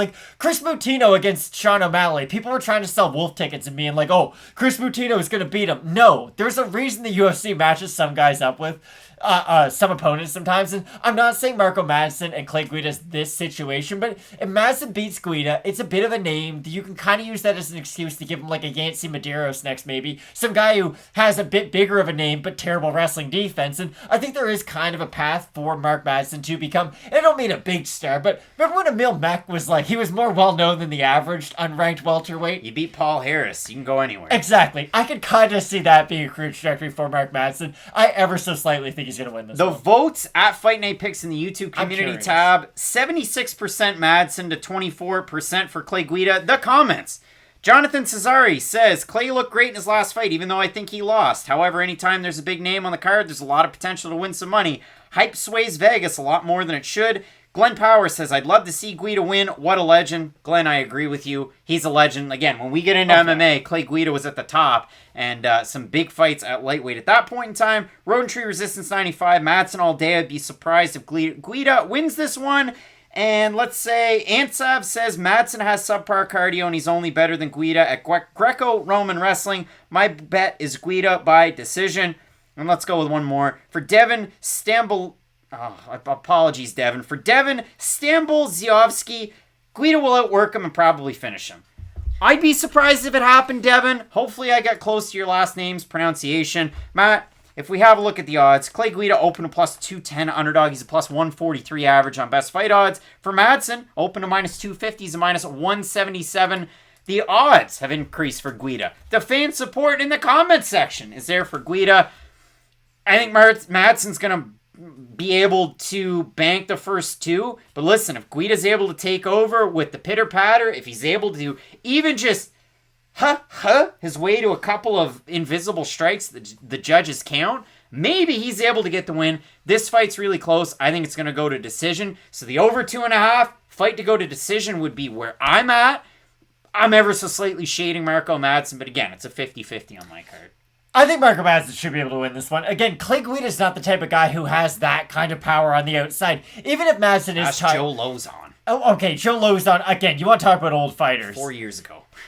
Joe Lozon was good 10 years ago, so that tells you how old he was. But for Marco Madsen, I do think that the wrestling's going to be able to win out. And I don't think Clay Guida, again, even if Madsen's tired in that third round, I don't think Guida has the kind of power or the volume to be able to put him away. So I do feel like this is a case of Madsen is able to bank those first 2, kind of go into survival mode in that third round. And hey, he might even be able to still get takedowns in that third round. I'm just going off of what I saw in the Hubbard fight. I still think Madsen should be able to get it done. Both of us going with Denmark's Mark Madsen to get the win. Let us know down below if you got the OG legend, the UFC Hall of Famer, the Carpenter, Clay Guida. Absolutely love this fight, and you're not going to want to miss the main event video. Cannonier taking on Gastelum. So keep locked in with Fight Night Picks, as we always say. Let's get into it. Absolute banger up at the top of UFC Vegas 34. As always, one half your co-hosting team, Craig Allen. You can find me on Twitter and Instagram at Craig Allen FNP. Bobbing and weaving to my left, to your right, Matt Allen FNP on the respective socials. And newsflash, if you haven't checked out our second channel, 15-minute card breaks. We're opening sports cards. We're talking all sports. We're having a good time. It's our second passion. Check it out. Link below down in the description. Matt, let's get into the nuts and bolts and the crux of our entire existence. We got a big time preview of a fight between top 10 ranked middleweights. Jared Cannonier, Kelvin Gastelum, both guys coming off of decision losses to Robert Whittaker. And not every decision loss is created equal. But for Jared Cannonier, this is a guy that struggled with fights going the distance. He is an excellent finisher, and he's fought a very high-level competition. His statement win, well, that was the win before he fought Robert Whittaker. He beat the hometown guy in Jack Hermanson, and he looked amazing in that fight. And for Kelvin Gastelum, 1-4 in his last 5. Now, in that win against Ian Heinisch, looked amazing. It looked like vintage Kelvin Gastelum, the guy you knew and loved from The Ultimate Fighter, who could mix in the wrestling with the striking, who wasn't just a short-range specialist out of that southpaw stance in those phone booth boxing combination type situations. So in this fight, Gastelum has all of those different weapons, and he has youth on his side coming in here at only 29 to Jared Cannonier's 37. Now, I don't know if Jared Cannonier walks into the cage with crystals, so we'll see how that plays out for him. But stylistically, it's a weird fight to try and figure out. So this is how old Kelvin Gastelum's 29 is. Ready? Like when he sits down, he goes... That's how old Kelvin Gastelum is for a 29-year-old. Because again, you can't always judge fighters just by how old they are. You have to judge them by how many miles that I guess they've taken inside the cage. Craig and I were talking about just like, hey, great chins and great things that we know MMA fighters for. You know why people like Kelvin Gastelum? You know why he's so popular? Because he gets into crazy fights. You know how he gets into crazy fights? Because he eats a lot of head kicks and overhands. I know Kelvin Gastelum has a really good chin because I've seen him be able to eat an insane amount of damage throughout his career. I'm worried that this fight might be that one where he goes a little bit too far. Because the weird thing about Gastelum, and the other thing I have to bring up, and I'm going to sound very Robin Black, and I understand I've been all over the place. Robin Black said something after the Robert Whittaker fight that you never want to hear a fighter say. I don't know if you caught this, but he was in the bus, and he was like borderline tears with Rafael Cordero. He was like, that's the first time I've ever been in there with a guy who, like, I never felt like I could be as good as him. You never want to hear an MMA fighter say that. Like, when Charles Barkley played against Michael Jordan in the finals and had, like, a 35-point triple-double, but Jordan had 50 points, Charles Barkley was like, that's the first time in my prime I ever felt like someone else was better than me, and Jordan went on to win the next 2 games in that series. I do think that Kelvin Gastelum has to believe in himself before I believe in Kelvin Gastelum. I understand that sounds kind of out there, but it really is the truth. Like, if Kelvin Gastelum mentally is 100% on, and he's that tricky southpaw, he's got arguably the best hand speed in the division. I don't think he's got the top tier power that a lot of people say he does, but I do think his hand speed goes a long way when you do talk about Kelvin Gastelum's power. The weird thing about this fight, though, is that Jared Cannonier broke his arm early on against Robert Whittaker, and I don't think we ever were really able to see what 100% Jared Cannonier was able to do against a guy like Robert Whittaker. I saw what Kelvin Gastelum was able to do against Whittaker, and his problem was speed. Well, that was the thing I thought he had the edge over everybody in, and that was the thing about Kelvin Gastelum. I never felt like he was on a massive career decline until his last fight. Even though he lost to Robert Whittaker, and listen, I think Robert Whittaker is 1B probably for best fighter in the middleweight division. Like, him and Izzy are probably head and shoulders above everybody else right now. But in that fight, the speed was an issue for him. So I don't know if coming into this fight, I still think he'll be the faster fighter than Jared Cannonier, but my issue is going to be if he is in the pocket and if he is exchanging punches with Jared Cannonier. 4 punches from Kelvin Gastelum equal 1 punch from Jared Cannonier. And I really do think Cannonier has that kind of fight-ending power. I don't think he has the technique that a Robert Whittaker does. He doesn't have the submission game that a Jack Hermanson does. Like, his game might not be as pretty as some of those other guys that Kelvin Gastelum has lost to in the past, but he has that one thing that can erase all those other mistakes and all those other skill sets. He does have that kind of power, and he's got that power on the inside. Jared Cannonier's weird with his power. Like, at range, look at the David Branch fight. He counters him off an inside kick. It was like Poirier against Gaethje. This perfect, fully extended right hand. It's one of those punches you kind of expect to knock out somebody when it lands. I think there's a lot of parallels between that fight and this fight. And then you look at the Hermanson fight. He's defending takedowns. He's just being good defensively. But then once he is able to land that uppercut on the inside, it's immediately over for Hermansson. And the thing that I keep on coming back to in this fight is Kelvin Gastelum could win 4.5 rounds in this fight and still find a way to lose it by eating a big shot from Cannonier. I don't know if Cannonier can go out there and win the rounds consistently like Kelvin Gastelum can, but my issue keeps on coming down to the hitability of Kelvin Gastelum. I think your durability, it's kind of like Dwayne Casey said, you gotta pound the rock. At a certain point, that rock's really durable, but every time you hit it, it's gonna chip away, become more brittle, and I don't think Jared Cannonier is the type of guy you want to be testing your chin against when you're 1-4 in your last 5. Tell us more, Doris Burke. Matt, when I look at this fight, if you want to play MMA math, Jared Cannonier wins this fight 10 times out of 10. He beat Hermansson, Gastelum lost to Hermansson. Cannonier looked great against Hermansson, Gastelum looked lost. I think I put... You're too hard on that performance, I think. I mean, it was so quick, and it was it was a weird fight, and I'm going to leave it there. But the things that worry me, Gastelum, if he can be offensive with his takedowns, yes, he hits at a 37% clip so far in the UFC. But if you look at it for Cannonier, 54% takedown defense. So you say, Craig, okay, well, who has taken down Jared Cannonier? I will let you know. Through his entire run in the UFC, Iwan Kutsalaba took him down 6 times, but that was a fight of the night. He beat him up on the feet, though. And Cannonier beat him up on the feet. Glover Teixeira took him down 3 times, beat him by decision. Glover's Glover, up a weight class. Jan Blachowicz took him down 4 times. Okay, but what did he do to Israel Adesanya up there? And then you kind of get into the weeds. It's a little weird. David Branch took him down 3 times, but he knocked him out. But this is the difference between him at light heavyweight, and him at middleweight. Well, I remember... You remember making my own point for me? No. Kama Worthy was a fighter that we used to bring up a lot because, and again, now he started getting stopped at 155, so the point isn't still as good as it once was, but he was a fighter that you really had to separate into 2 guys by weight classes, and I just feel like Cannonier is one of those guys. Which is where I was going with everything I was saying, but yeah, with Cannonier, once you start moving down, you talk about point of diminishing returns, well, it's kind of the opposite. And again, the guys that are taking him down, I know David Branch, his second UFC run was bad. Even his first UFC run wasn't that good. Gerald Harris was able to negate 2 of the fence grabs and throw him down and knock him out. But part and parcel of what's good about David Branch's game, long-range striker, wizard on the ground, double weight champ over with World Series of Fighting for what it was worth. Now, he got a main event against Luke Rockhold. That was weird. But everything that he's good at, Jared Cannonier was able to somewhat negate and finish him in that one. Same thing with Jack Hermansson. For Kelvin Gastelum, can he wrestle in this one?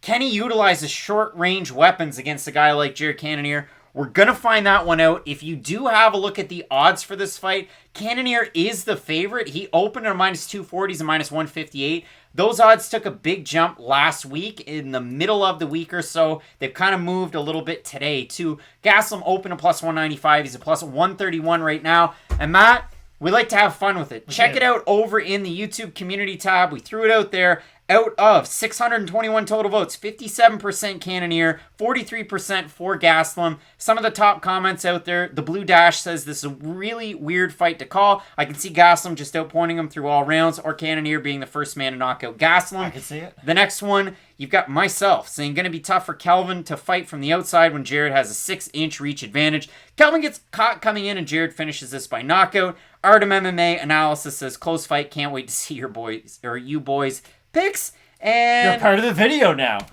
We've got Viljami, Namanen. Don't know what everybody's seeing on Gastelum. So there's that too. When I look at this fight, I do have a hard time because, again, Gastelum was able to out-wrestle Ian Heinisch, who's a good wrestler, which screws around with me because statistically Jared Cannonier is not a good wrestler, but I know he's been better at middleweight. Can Cannonier last? That's all the question that I really have. The broken arm in Whitaker kind of freaks me out a little bit again. Because you talk about it, how long ago was that fight? 9 months ago? Victoria Leonardo broke her arm at the start of the year, and then re-broke it against Melissa Gatto, of all people. And that was the end of the fight. The doctor came in between the second and third. Nope, can't do it anymore. I have a lot of question marks about Cannonier that I can't be confident enough to go, okay, I'm laying the hammer down on Cannonier. I like Cannonier in this fight, but those are the things that scare me here. So the issue is that Kelvin Gastelum's position where he's going to be able to get the most done is going to be the most dangerous position for him to be in. Because again, Jared Cannonier not only has the reach advantage, so in those longer ranges, And the other thing is, another guy's going to throw a lot of kicks. This is going to be one of the more boxing-heavy main events that you'll see probably since Max Holloway fought Calvin Kattar. When Rob Font fought Cody Garbrandt. There you go, another good example. I do think Jared Cannonier, though, with those leg kicks that we saw in the Anderson Silva fight, he will be able to chip away a little bit at Kelvin Gastelum at the long range, and that's going to make Gastelum start to at least be a little bit more tentative when he rushes in. Or, sorry, the complete opposite way. He's going to start rushing into the gap a lot more because he's not going to want to get eaten up on the outside, and I do think that's where it's the most dangerous when you're fighting a guy like Cannonier. And for Cannonier, like, this is the best time to fight Kelvin Gastelum for 25 minutes. You're never going to catch him a better part in his career. He doesn't really believe in himself right now, and he's 1-4 in his last 5. And if He you didn't believe in himself after a career-altering loss.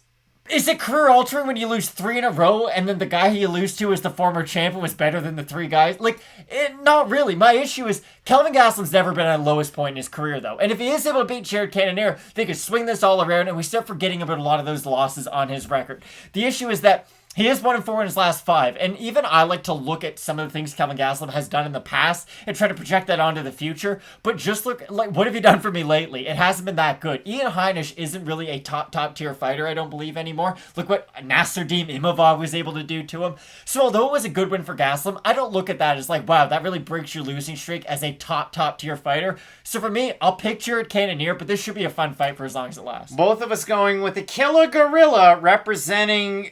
Really, it's Arizona now, but by way of Alaska. I mean, listen, not a lot of pro athletes representing a lot, like the Scott Gomez's of the world. Kurt Schilling? Kurt Schilling. There's a lot of, there's names up there, but really love to see it, and a great fight. Make sure you check out Question Mark Kicks. It's 2 hours before the prelims. On Saturday, we offer up our final picks and predictions for this entire card. Any fights that are added, we'll be adding them throughout the week. I know this is a little bit later of a drop, but hey, if you missed last week, it was a great one. 7-2, 6-3 with PFL and Bellator main card picks. And if you are so inclined, give us a follow. We'd really appreciate it, not just here, because listen, there's over 50% of you that aren't subscribed. You check in every week, you hang out with the boys, you're tossing a like, hit the button, hit the bell. Then at least you know when we go live. And if you really like us talking and you want to hear us talk about some other sports, we do have 15-minute card breaks. We say let's tear the cover off. We're opening cards, we're talking about sports, and we have a lot of fun with it. And it's a lot of fun with everybody in the comments section. So we really do appreciate the support. Hopefully you enjoyed the videos. Comment below with your picks, your predictions, and what you like on this card. We'll catch you on Saturday. Keep it locked in with Fight Night Picks, and as we always say, let's get into it.